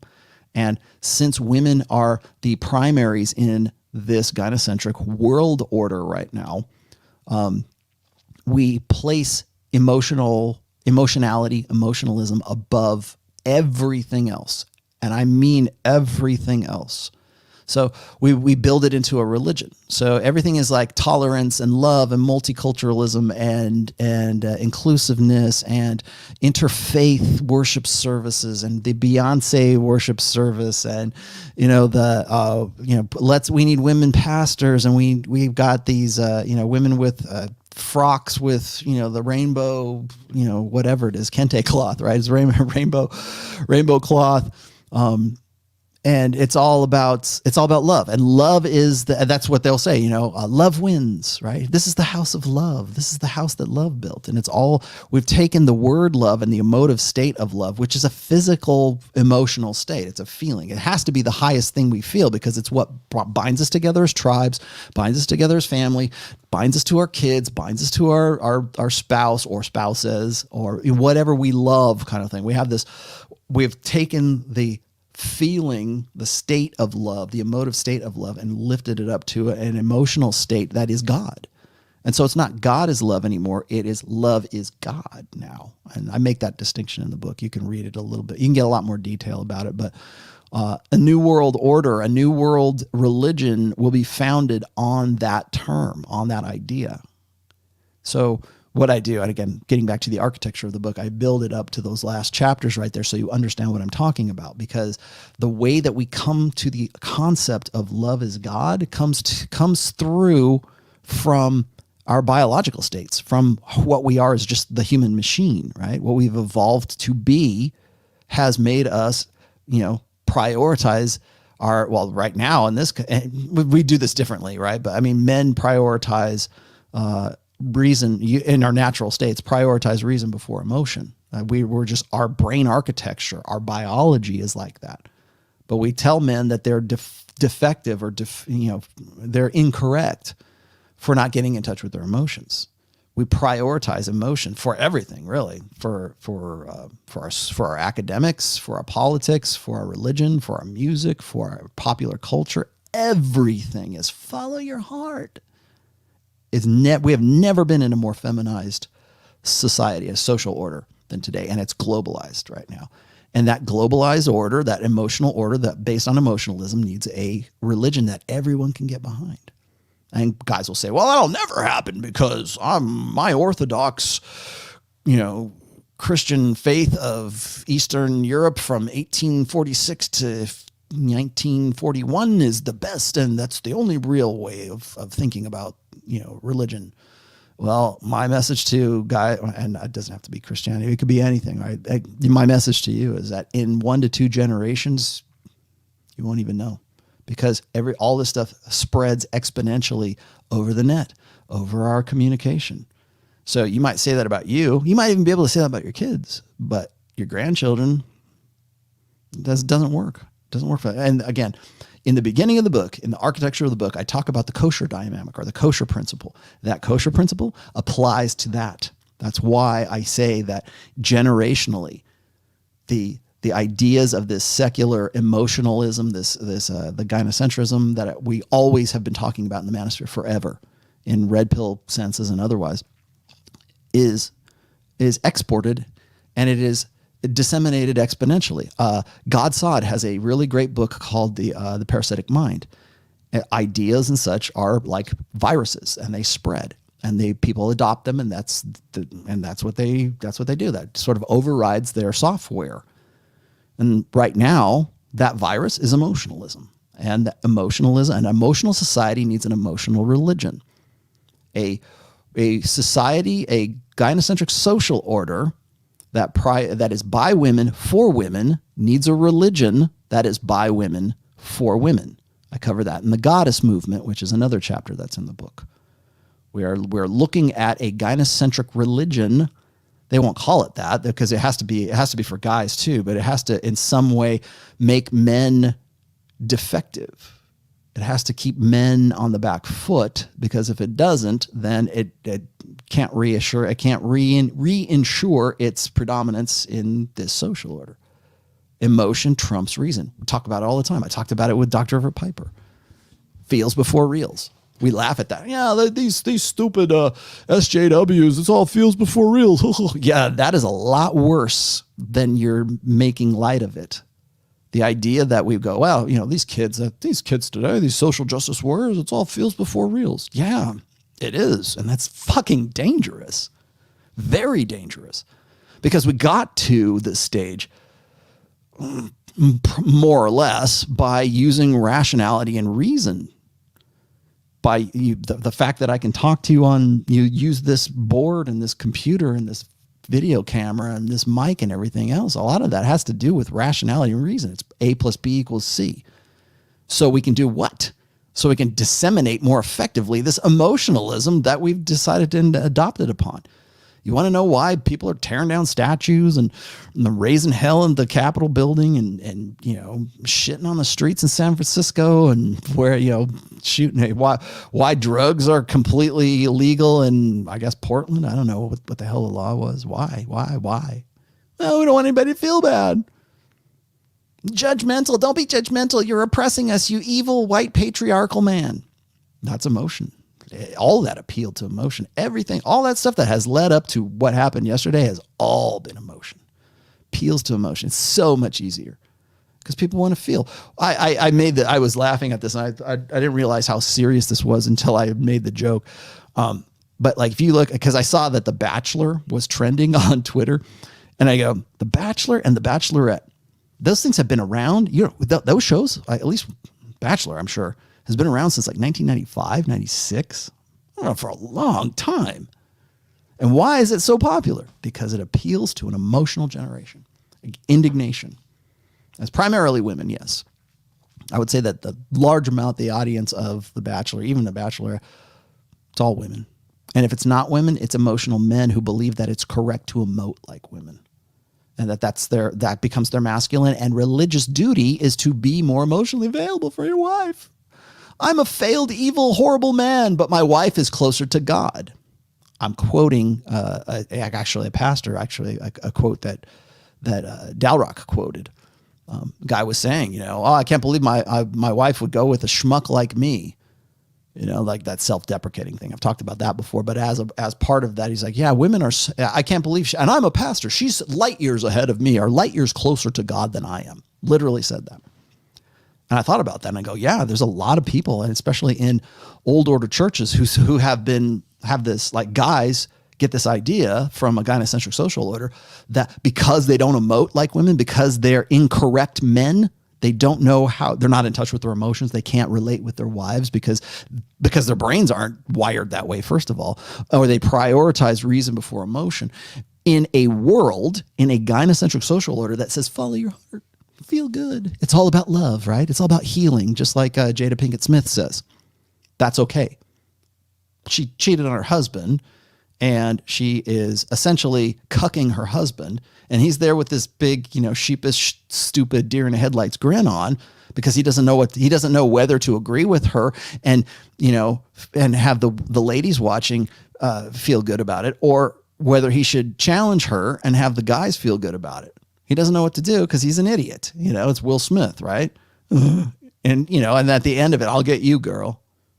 Like he tried to make up for it, right? But that's a prime example of what I'm talking about. Is you'll accept it as a guy. You'll accept that women are correct. Women are light years closer to God.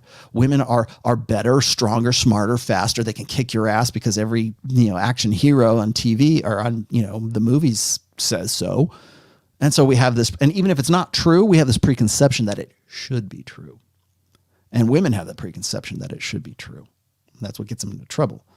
But it's that emotional state. It's that why do we like that? Because it feels good. And if women feel good, then it means that I'm a better person because I'm a guy and I don't get her. And so if I can get her, that puts me that much more ahead of the guy, because men are always competing with each other for a piece of ass, one way or the other. They're always thinking about that. It's not just, I'm not saying it's like a cognitive thing. It's just that's how we work. We work in hierarchies. How do I get a leg up?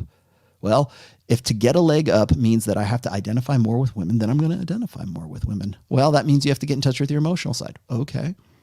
Well, you're defective and you're not thinking right and you're not feeling right. You need to feel more. You need to make yourself more like a woman. Okay.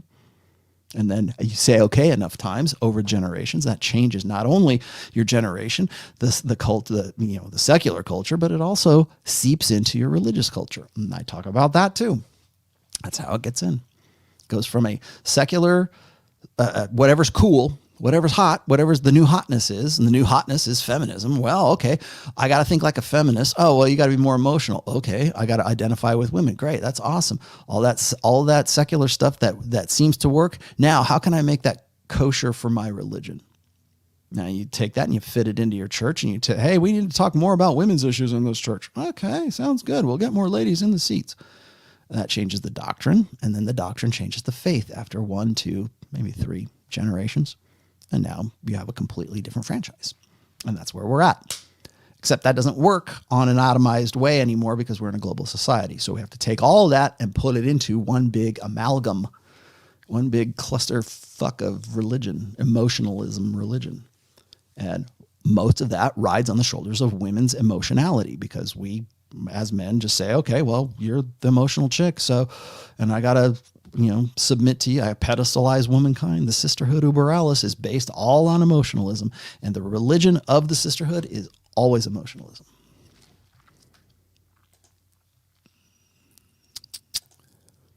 What are you asking me now? Alaman says maybe women will start modifying their children's genes in the future. So man is under 6 feet in the future. Doubt it. If anything, it'll be above 6 feet. Unless there's like some genetic disadvantage to that. We'll see. It's not going to happen all at once, by the way, too. It's not like tomorrow we're just going to be walking around like robots. Saud Twayer says, your thoughts on Kevin Samuels? It seems like he is trying to bring the old order thinking. I'm sure he is. There's a lot of guys that are. Congrats on the new book. I already got it. Good for you. I don't know enough about Kevin Samuels. I only know enough about Kevin through like guys like Donovan Sharp and some other. I think maybe even John knows about him. But that's TradCon, the TradCon game, the TradCon niche. The just man up and take more responsibility niche. That guy, those guys, that's always going to be appealing. It's the man up. If man up works for women, then guys will pick up on it and they'll monetize it. They'll make it a coaching business. It'll enter the hustle economy. And it sounds right because it sounds like, oh, we're getting back to, it's like, what is Art of Manliness? I'm going to teach you how to shave and to tie a tie and change a tire. And, it's pathetic that you need to figure that out anyways, because you didn't have a man to tell you that, but you don't build a religion on it. And you don't, because those old order principles, and I'm not saying it's a bad idea to learn how to tie a tie. It's great. Fine. But those are old order principles that are based on old order convictions. It's not that guys don't need to learn how to change a tire. They should.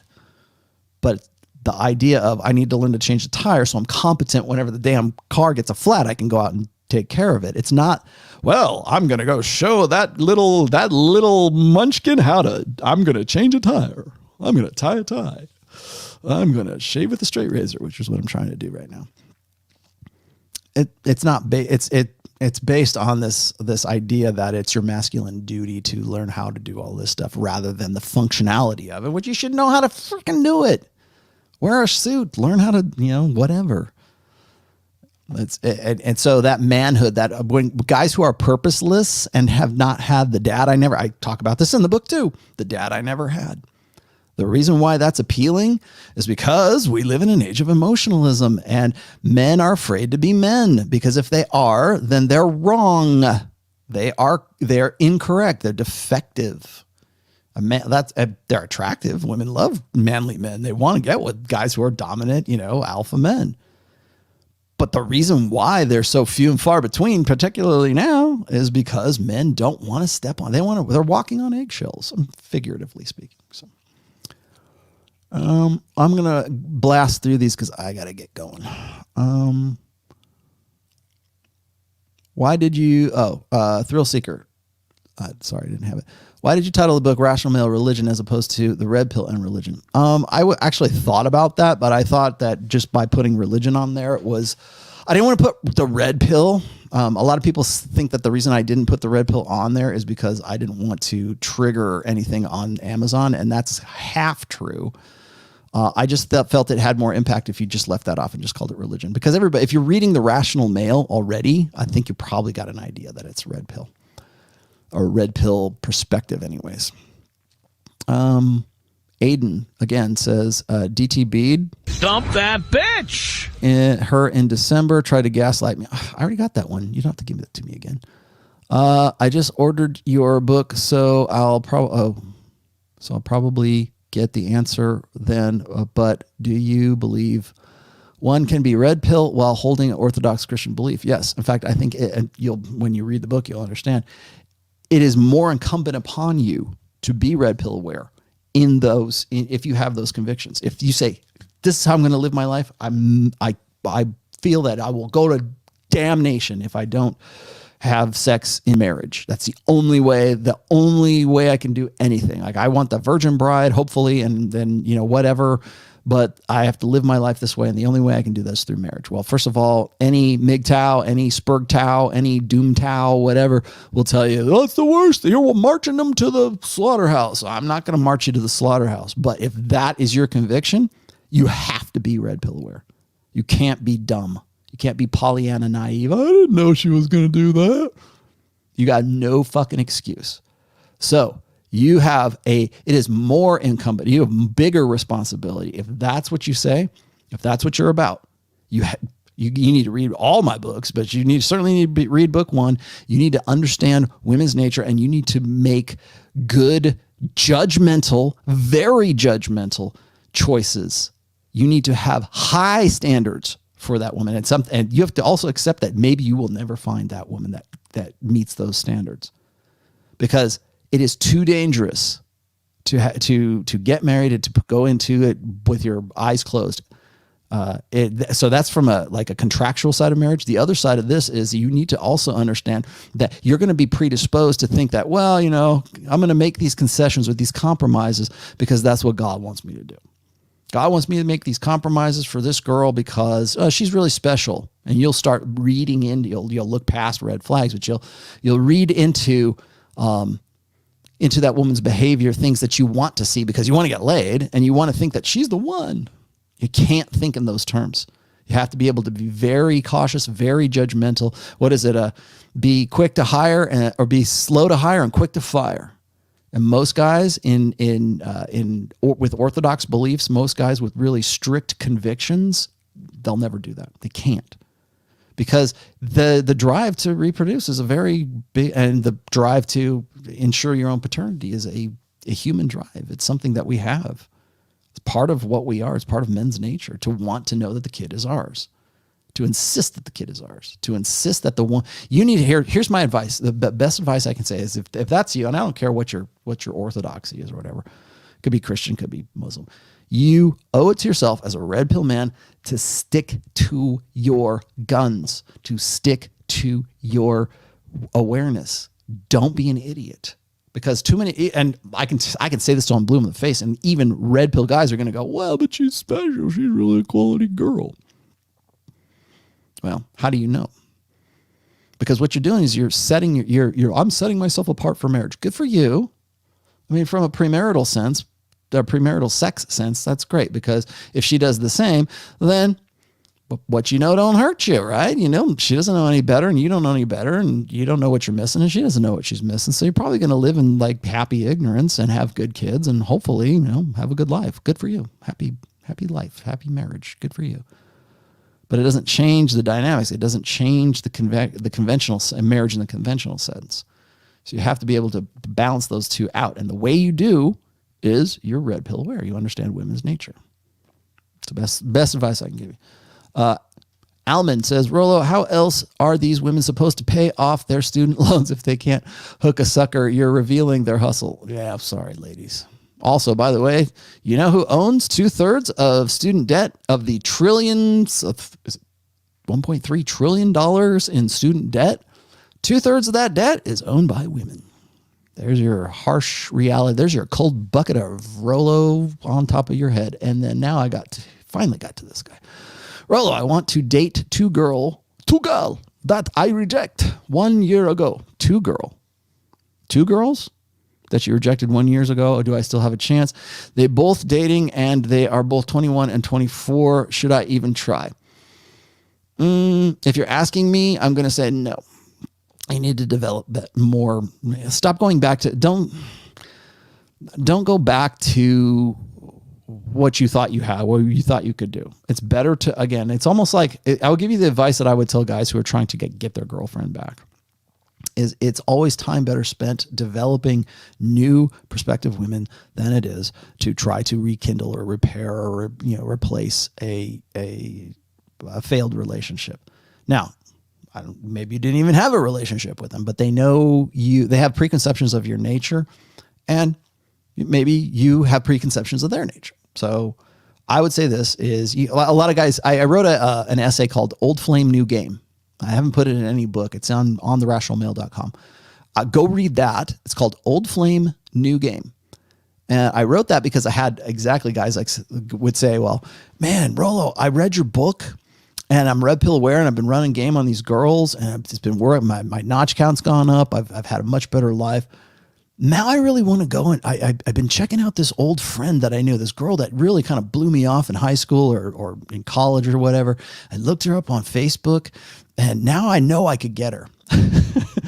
Now that I'm 30, right? Now that I got my shit together and make some money and I'm also red pill aware and I'm game savvy and everything else, I just know I could get her. The issue isn't that you could get her. She probably could. The issue is why you're asking me first. And second of all, why do you want to do that? If life is so good and you're spinning plates left and right, what makes her appealing? What makes her appealing is because she's your like, that's like, you're stuck on that chick, right? You're stuck on, well, maybe, I really wanted to get with that girl. I've done that. And everything above board here, full disclosure, I've done exactly that. I had done, and not because I was red pill aware, but there was a time I'll get, God, you guys really want a story? Here's a story. When I was in high school, I got laid at 17, right? I had one girlfriend, right? But for the most part, I was kind of a blue pill loser. And even that first girlfriend really blew up in my face. So fast forward till I'm like 22. And now I'm in the Hollywood metal scene and now I'm playing and I know how to get laid and I can go to a club and reliably within a reasonable tolerance, I know I can go and get laid. I know the signs. I know how to do it. I know, what women are looking for, the girls who I was interested in anyways, and I could do it fairly reliably.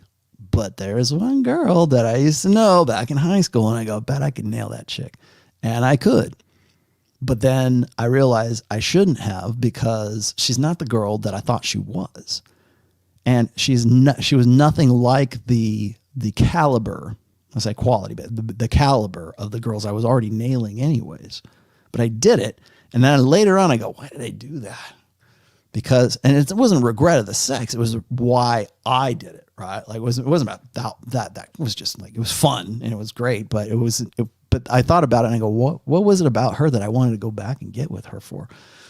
And so I thought about this and I go, it was me, right? I wanted to say, I think I was proving something to myself, but I was also proving a proof of concept that the way I wasn't what women wanted, but who I was now, which was, in the Hollywood metal scene in the late 80s, early 90s, that's what women wanted. And it works. It was proof of concept. And then I ended up getting rid of her and I moved on and had sex with other chicks, right? I got with other girlfriends for better or worse. But I was like, why did I do that? What was it so appealing about something that I couldn't get before, but now I can get it? And it's really kind of a principle. This doesn't have to do anything to do with sex. It's like, well, I'm in this stage of my life right now. If I want to buy things for like my hobbies or if I want to buy a new guitar, I'll go buy a new guitar.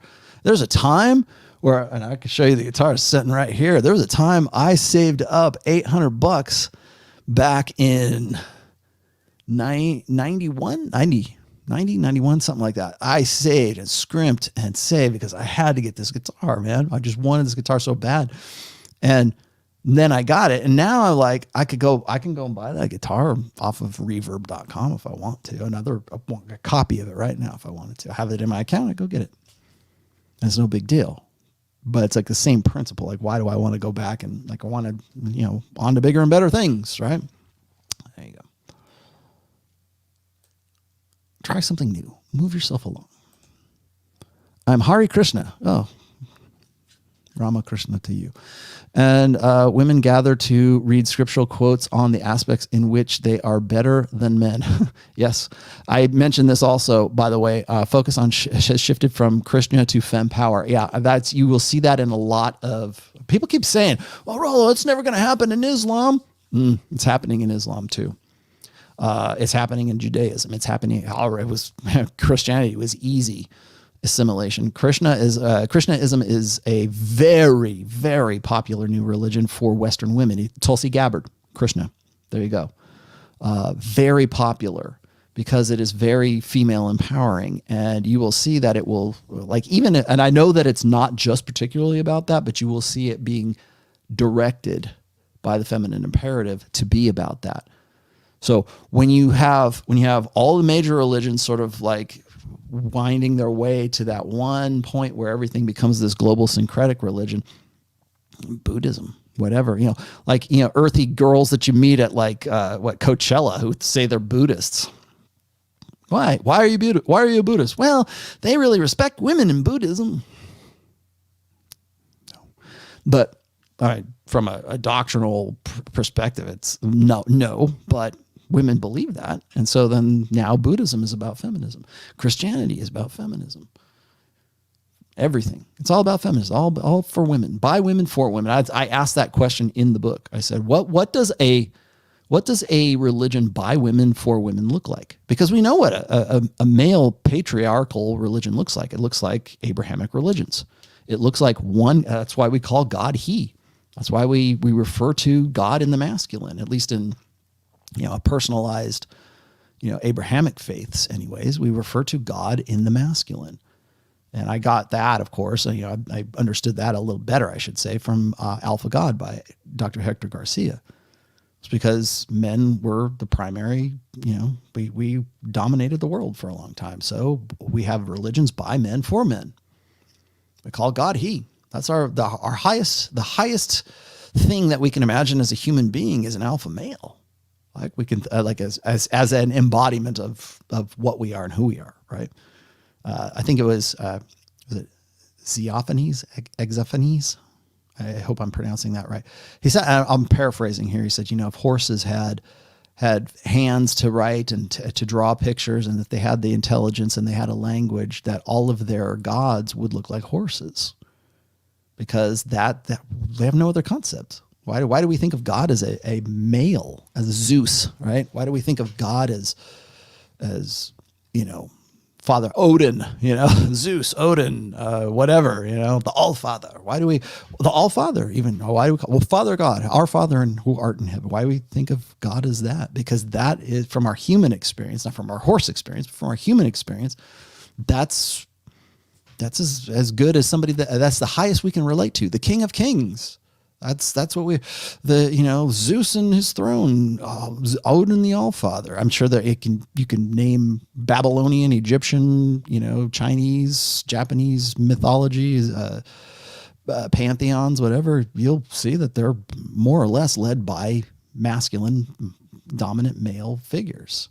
At least in that sense. Like women, like it's funny, as I was doing some of the study for this, and I was reading this other book about like how women used to be it used to be goddesses that were the primaries, right? It's the Venus of Willendorf. It's like, yeah, but who remembers that?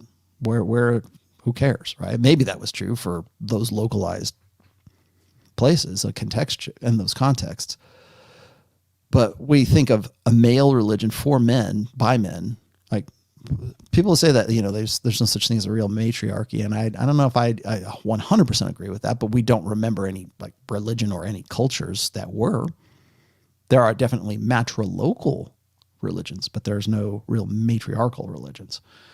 And so when we think of the highest thing that a human being can like respect, right? That we can relate to and respect, that's Father. It used to be anyways, maybe not anymore, because we had religion by men, for men. Okay. Well, in a gynocentric social order, what does a goddess look like? What does a religion by women, for women look like? Well, by my book, it's emotional. It's emotionalism. The highest order of being is one who is in touch with their emotions. That's why they keep saying, oh, men are these we're stunted little, we can't get in touch with our emotions. Well, emotions are just physical, biological aspects of being a human being. There's nothing magical about them, but we raise that magical emotionalness up to deification, to God-like status. Well, if we live in a gynocentric social order, what does that look like? I explore that in the book. There you have it. Anything else? Who gave me some other stuff here? I got some more. There we go. Aiden, anyone who can't invest and complains about pricing in the knowledge this man provides, you need to get your priorities in life. It's not that much, right? I mean, I charge, so the book, the physical book, the print book is $16.99. And I put it at that because it's look at this, man. There's 130,000 words in this. It's 400 pages. I hate to think of it in terms of that, but it's the ideas, right? And it represents a lot of work. And also, I also have to cover printing costs for something like that too, because the bigger the book is, the more you're going to pay printing costs for it. So I got to cover that somehow too.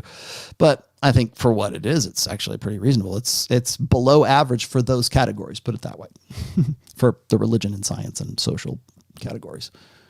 What else? Anybody else? There's a few. All right, don't give me any more because I gotta bug out of here. It's already 3 hours in. I do have to go eat. Hare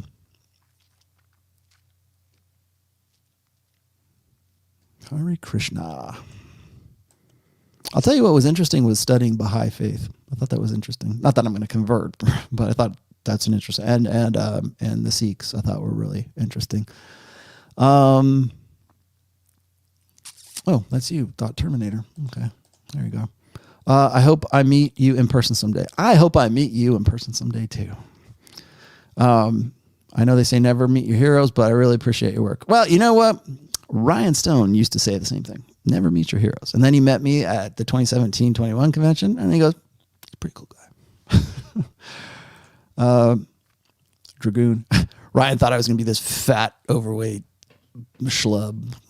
And I didn't turn out to be that way. Actually, if anything, I'm underweight.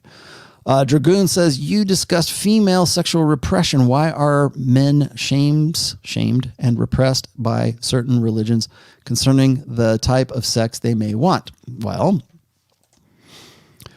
because you have to remember that religion up to in the old order, I'm not saying now, okay, because things have really gone to shit, but let's just say in old order, with a good idealistic perspective, okay?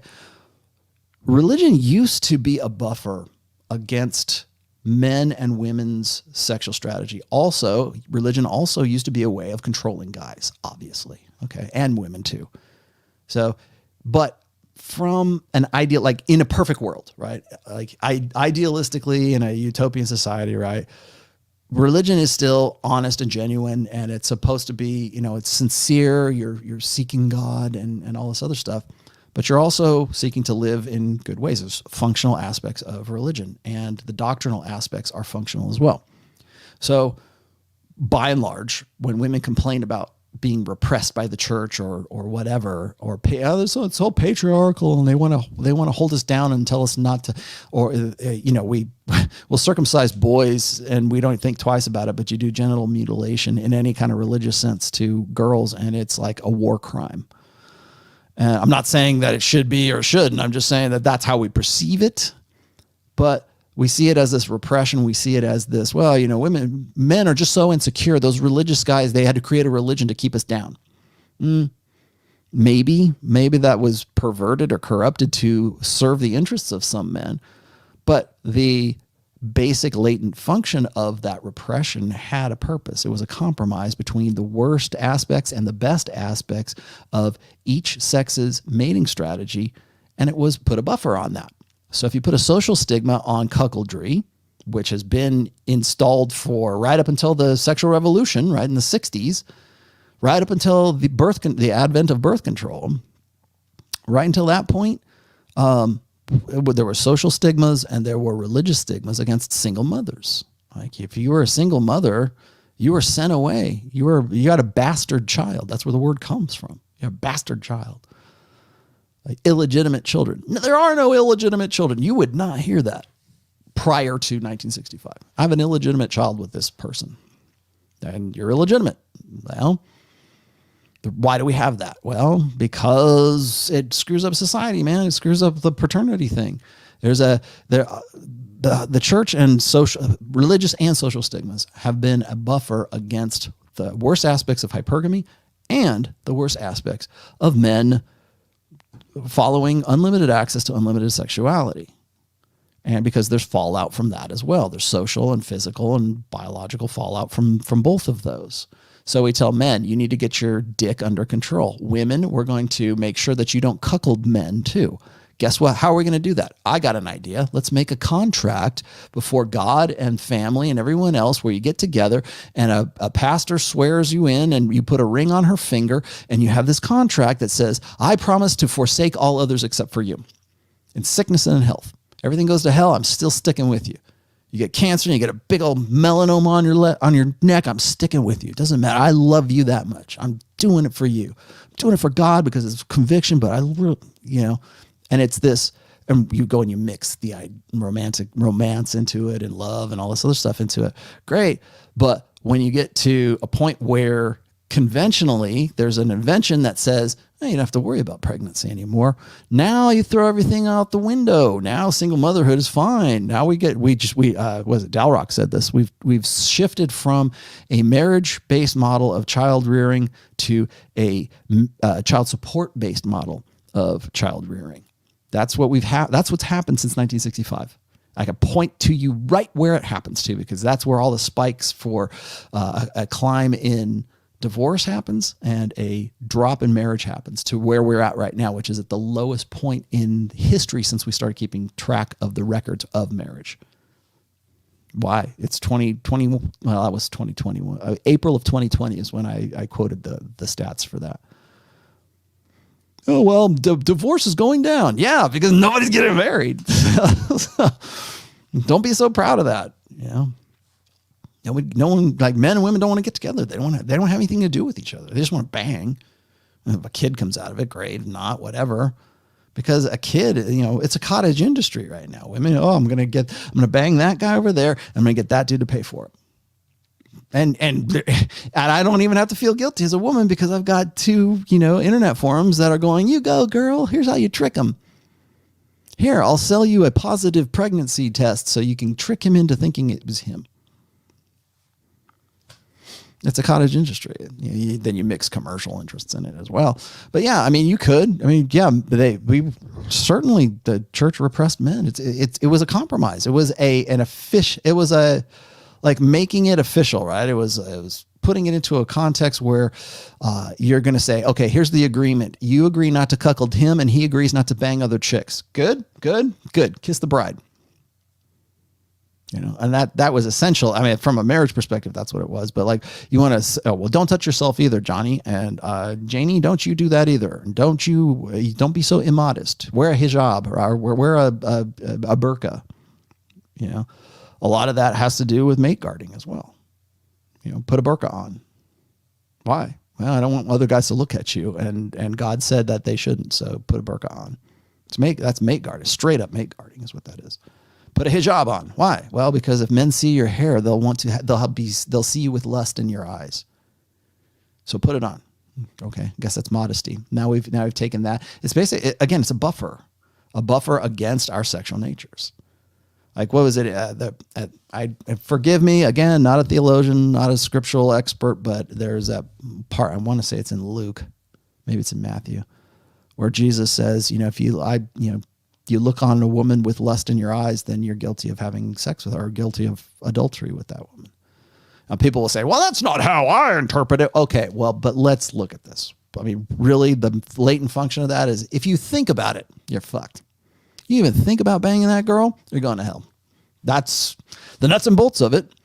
You looked at her, and that's where a lot of women will get guys on like pornography. Well, you looked at that woman with lust in your eyes and you jerked off. So therefore that's adultery and I'm out. Bye-bye. Give me the money. Cash and prizes. That's my loophole. And you got a church that backs women up on that, then you're screwed. But let's look at the latent message behind that, which is you think about it and you're sinning. So, sinning or whatever, it's like thinking about things that would otherwise be just like normal human behavior. Like I see a nice piece of ass, I go, If I had not thought about my wife from my now wife, from that perspective, I probably would not have gotten married. I would have been like, I wasn't thinking, I wonder if she's a good Christian. I wonder if she'd make a good wife and a good mother of my kids. I want to tap that. I want to get on that. I want to have sex with her. She's hot. She's fun. She's into me. I'm into her. Let play ball. If you don't, then where do you go from there? You're not having platonic sex. You're having sex because you're hot for each other. You have arousal. You burn with desire. Isn't that what the Apostle Paul said? Don't get married unless you burn with desire. Well, I'm pretty much burning. Let's go. I really need to write I did not put this in the book, but I've had it in my notebook here for a while. I want to write a post about in defense of lust. And I don't mean that like, oh my God, what did you just say? And I mean like in the sense of like urgency, sexual urgency, desire, genuine desire, and how it's necessary if you want to go from, otherwise, sex is the glue that holds a relationship together, marriage or otherwise, for better or worse. Okay. So you can use that glue to really fuck your life up, or you can use that glue to have a good relationship or have a bond with that person. But you're gonna have to want to fuck her, and she's gonna have to want to fuck you. You say, oh, whatever, fuck you.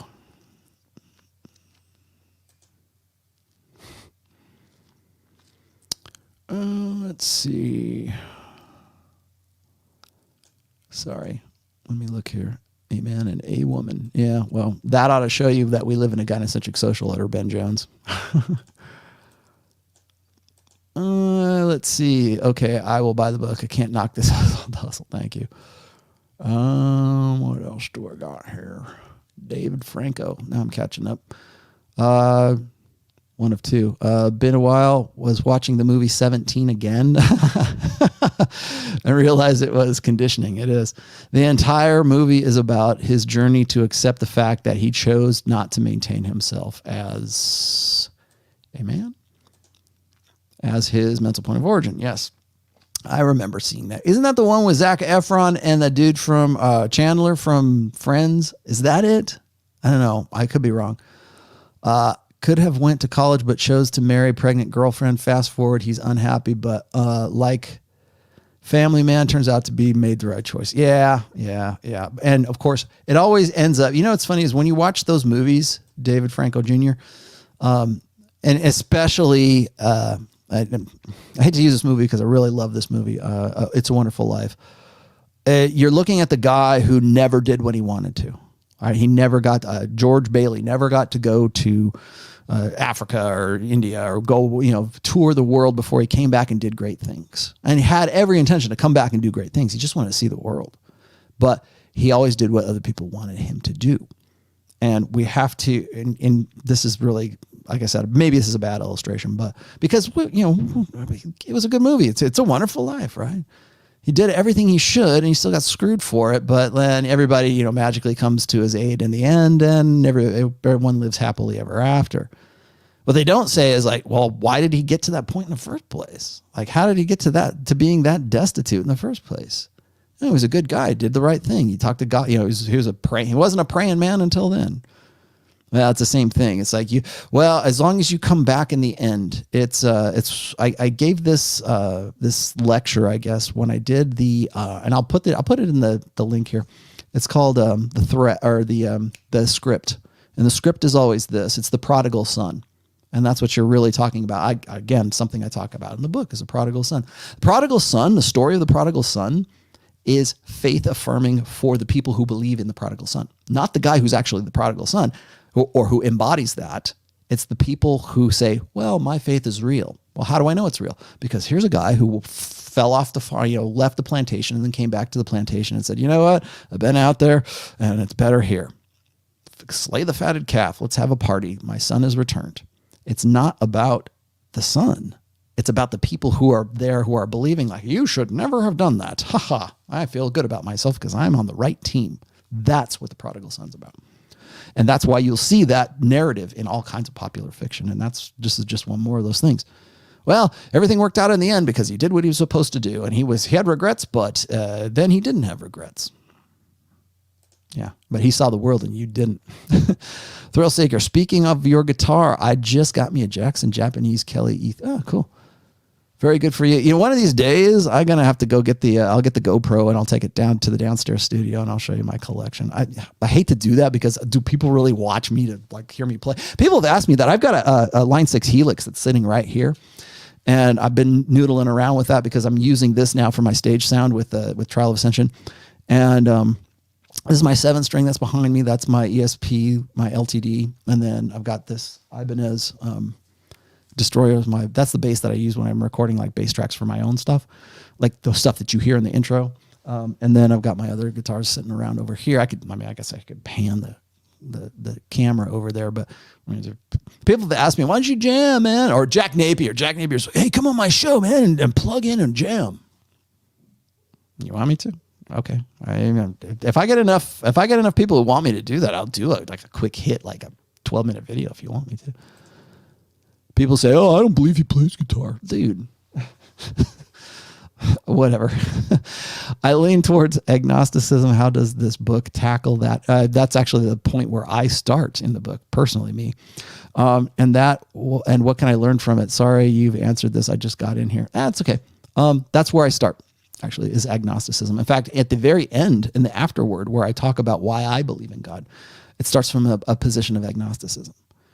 And I don't believe that you can come to any kind of conviction or any kind of religion or even a belief, like a metaphysical belief in something above you, unless you have a belief that it's possible that there's a God. And that's where I start from, is agnosticism, is the belief in the possibility of it. People used to do this all the time. My dad was a dyed-in-the-wool atheist. I mean, again, something I mentioned in the book. He was, if the internet had existed prior to my dad's well, it did, but like if it was like social media and everything, my dad would have been like, he probably would have wanted to talk to like Sam Harris and Dawkins and all these guys. And he probably would have enjoyed himself immensely doing that because that's where he was at. But my dad was kind of like, I don't think he was agnostic at the end, but he was certainly like guys would say, I'll pray for your dad. My dad doesn't believe in God. It doesn't matter. I'll just magically pray and Jesus will come to him and save his soul. I've seen it happen before. Well, yeah, but he has to actually have the concept. He has to actually think that there could be a God to begin with. My dad simply never believed that. He never believed that there could be a God. He certainly wasn't going to go to church. He wasn't going to worship. He wasn't going to go read anything because the concept didn't register for him. So you have to start like from a position of agnosticism. I get into exactly that, Marcus, is I talk about how you can say, well, my religion is the best and whatever. I've seen this a million times. Like when, God, I'm getting really late here today, but I've seen this 100 times from like I would watch Rationality Rules, or I'd watch these debates between Sam Harris and Jordan Peterson, or I'll see these atheists who will debate creationism with like born again Christians, and the Christians will start out really good. They'll be like, yeah, okay, here's what I believe, and here's the William Paley, right? It's a clock implies a clockmaker. Here's this, here's that, here's these things. And then gradually, they start out strong, and then they just fall apart because because their religion is primarily based on emotion, not on reason. The very fact that it's faith means that you have to say, I believe in something that's really kind of friggin' tough to believe in, kind of hard. I believe in it. Because if you had empirical proof of something that you believed in, it's no longer faith. It's here it is. You know, I can show it how it works. Look, A plus B equals C. I can show it to you. It's no longer faith. It's brought into the material world. It's not metaphysical. It's physical. So it's not beyond the physical. It's not way out here. It's not like by something I can't perceive or can't understand in the meta sense. It is something that's brought in. So when you say I have faith, it's always based on metaphysics because it's based on something that sounds really pretty impossible. Well, of course, every atheist on planet Earth says, well, these guys believe in some big man in the sky, the All-Father, right? Well, if you look at it from the perspective of that religion, or how that religion describes God, then yeah, you're always going to win. You're always, because it's silly because they have faith and you don't have faith, right? They believe in something beyond the physical and you don't think that there's anything past the physical. And so the fact that there could the possibility could be something. There could be a will. There could be a God. There could be what we would consider a God. And is that something we can even understand with eyes, nose, mouth, all our senses? Is there something that well, I quote Dune, as you might guess, I love Dune. I quote Dune in there, and there's one, and I'm going to paraphrase here. It's like, what things could exist that we simply don't have the tools or the way to, like a means to experience them? Like when you look at like our eyes and our nose and our mouth, like the things that we experience that are our lived existential experiences: sight, sound, smell, our five senses, right? Touch, taste. What exists that we like? Those are by and large, those are energy forms that turn into information. So if you look at something, you're looking like, okay, look at the little soft box right here. I'm looking at light, right? I'm sensitive to that energy that's coming through there. And I mean energy in the sense that it's like photons, okay? Not,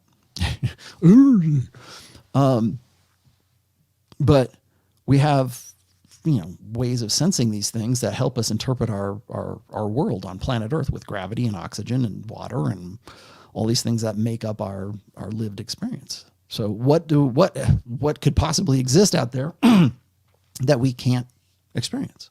And I make the case that, like there's like dogs can hear at different frequencies, or they can smell. Did you know that dogs can smell 40 times better than human beings? 40 or 400, I forget what it is. They can smell in parts per trillion. I didn't even know that. And I've got greyhounds, and I didn't know that. They can. Did you know that dogs can smell a smell through either nostril and know which nostril that it's in? We have 60 million. We have 60 million. It's either 6 million or 60 million. I know it's a 6. Like olfactory sensors, whereas dogs have like 400 million. The average dog, right, has 400 million. They can smell scents that are, in some cases, depending on the wind and everything, they can smell scents from 20 miles away or 20 kilometers away. They also have what's called neophilia. It's my new favorite. There's your vocabulary word, neophilia. Neophilia is a love for something. It's a psychological condition, a love for something new. Okay, that's for dogs. It's a new scent, right? I mean, it's funny to me. They have they can smell 400 million sensors in their nose or whatever, and they decide to smell each other's asses or pee, right? And so it's a pretty safe bet to think that dogs can experience their world through their nose. Well, it's an experience that humans are never going to have. We can figure it out, but we're never going to experience. We're never going to wonder can't figure out what it's like. We also know that dogs do not see in black and white, by the way. They see in shades of blues and yellows. I did not know that. I always thought that they were colorblind. They're not. We have 3 rods and 3 cones in our eyes. Dogs have 2. And their rods and cones are longer than ours. So for sight hounds, especially like greyhounds, when they see motion, that's what they track on, because they can see in different frame rates. Like we would call frame rates anyways. They can see in different detail than human beings can, or faster or slower. Like they can see more detail at faster action, because that's the way they evolved. They had to chase down prey. It was either that or starve, right? So what's their experience like and not ours? And we live on the same planet. We still need food. We still need water. We still need oxygen. We still need all this stuff. So that defines it. But what I'm saying is I go from that point to sort of agnosticism. What is so with what we got, what's the possibility that there's something out there or something more than what we're at right now? And I talk about that a little bit. But my dad, for instance, being an atheist, he just, that doesn't, you can pray for him all day long, but if he doesn't believe in a possibility of a God in the first place, I mean, I appreciate the sentiment, but you're not going to convert him to Islam or Judaism or Christianity if he doesn't think that there's a God in the first place. And that's where I think a lot of really devout religious people, and not just Christians, but religious people, sort of drop the narrative or drop the ball, because they think that, I'll just pray that atheist into belief. Probably not, if that atheist doesn't actually have a concept that there could be a possibility for a God. It doesn't matter if it's the God of Abraham or Nirvana or some Buddhist life force, whatever you want to call it. If they say it sounds like bullshit, then that's where you have to start. Not like, here, I'm going to show you this passage and we're going to pray.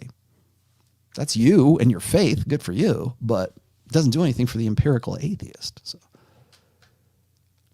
I'm glad you asked that question, though, by the way, Marcus. I thought that was pretty good. Okay, these are the last ones because I got to go eat. Zanai says, hi, Rollo. I just learned a religious girl, Christian, who is still a virgin. The only option for her will be marriage. How can I avoid getting friend zoned during the dating process? Rule 3 is not possible. Okay. I don't really talk about this in the, gaming, how to game Christian girls. But I will say this is that all the red pill, theory, everything about games still applies. But you have to do it from the perspective that you're not going to consolidate on it. It's like a number close. You're never going to number close with her. You're never going to F close her. But everything that you would use that would inspire genuine desire in her still functions. She still is hypergamous.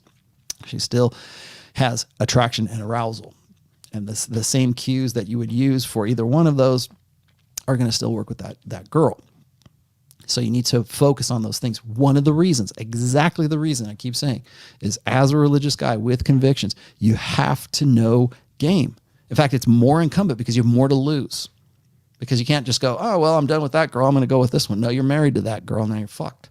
So you've got to stay with that. So you've got to be able to use your red pill awareness and put it into practice. Because if you don't, then you don't have the same margin of error as if you were just like a MGTOW, right? Or you were a single or whatever. You don't have that margin of error because you've given yourself a parameter of I can only have sex with this girl if she's married. If I'm married to her, oh, same thing with her. Right? Maybe you don't care either way, but she does, which I think is kind of ostensibly, let's just say you got a unicorn. Okay. Well, all those things still apply. Game still applies. And you need to be able to increase buying temperature. I would say this, and I don't care if it's a girl you're dating or if it's a Christian girl or if it's whatever it is. You still have to amp up buying temperature. You still have to stoke genuine desire. You still have to get that girl to the point where she wants you so bad, she's tempted to give up on that conviction. Now, I'm not saying you should do that because if you respect that, then respect that. But the desire for her needs to be there so much so that she's like, I'm really thinking about tearing your clothes off right now and saying, fuck it, let's go. That if you can get to that point, then you become the alpha that she's widowed from. So there you go. What else is there? Dave Franco again says, yep, that's the one. Yeah. Oh, good. And then I have Stuart as a Jehovah's Witness. Okay. I'm keen to see how to harmonize red pill and my convictions, chastity until marriage and patriarchal relationship. Thanks for your work. You're welcome. You'll find out in the book. And I think I've talked about it enough on this show already. So, and then last but not least, I have Dragoon again. I meant repressing sexual desires of men within marriage to one way. Okay. So as far as like repressing desire in marriage, I mean, do you want to really beat yourself up that much? Is that what you're talking about? I meant repressing sexual desire of men within marriage. You will find that the more gynocentric a religion becomes, the more controlling over sex when it comes to men it becomes. I talk about this in the book as well, Dragoon, is the idea that women are closer to God makes them, according to practitioners, and this is from a Christian perspective, like makes them sort of the intermediary. Like if mama ain't happy, God ain't happy. If your wife isn't fucking you, that means God's displeased with you for some reason. Because if you were acting in faith, if you're walking the walk or whatever it is that you're doing, if you're taking on more responsibility, if you're doing the things that she wants you to do because she's the mediator between you and God, then it means God's not happy with you if you're not getting your dick sucked. That's the long and short of it. Right? We put women, it used to be God, man, woman, children, puppies. And now it is God, woman, children, man, maybe puppies. Maybe puppies and sometimes a little bit higher. But the man is at the bottom of that stack right now because he is the one that has to be the one that is the resource provider. So, and lastly, don't think you answered my question regarding the X, but I will get back to you, Aiden. Hit me up on the email and I will give you a personal answer for that. So I got to go, guys. It is way past time. 3:27. Get the new book. If you want to if you want to pick it up on Amazon, the link is the very first one in the description below, or else you can pick it right here off the screen. Again, I am in Vegas. That's why I did a little bit longer today. I'm in Vegas on Saturday through, I'm coming back Tuesday. So Saturday through Monday, really. I fly back Tuesday. If you happen to have the book, or you want to like me to meet you somewhere in Vegas, or if you want to come out to me, hit me up on Twitter. I'll be happy to sign your book. I'll be happy to meet with you and talk to you. So there you go. I will talk to you guys. I guess the next time I will be on will be, Wednesday of next week. So a week from this one. So Vegas, I'll probably be doing some videos from there. I don't know that I'm going to do a live stream, but I will probably shoot something with my my GoPro while I'm there. And also, other thing is, yes, I will be doing a book tour. It's I'm going to kind of test the waters with the book tour. I don't really want to do a book tour during the time of COVID. So if I got to wear a mask to fly to Zimbabwe, I'm not sure I want to do that just yet, but I do want to do a book tour. Speaking of which, I will be in Miami at the end of this month. I am going to go on Myron Gaines' show, the Fresh and Fit show in Miami. He's kind enough to fly me out and put me up out there for a couple days, and I will be on with Hotep Jesus live in the studio with them, and I will let you know when that happens. It will most likely be the 26th of January, or possibly the 27th, or maybe even both. So there you have it. And if you're in Miami during that time and you want me to sign your book, I will be happy to do so as well. That will be sort of like the kickoff of my book tour. So go ahead and you can follow this. Subscribe here if you haven't already subscribed. If you want more information of that, I'm going to put that out as the tour starts.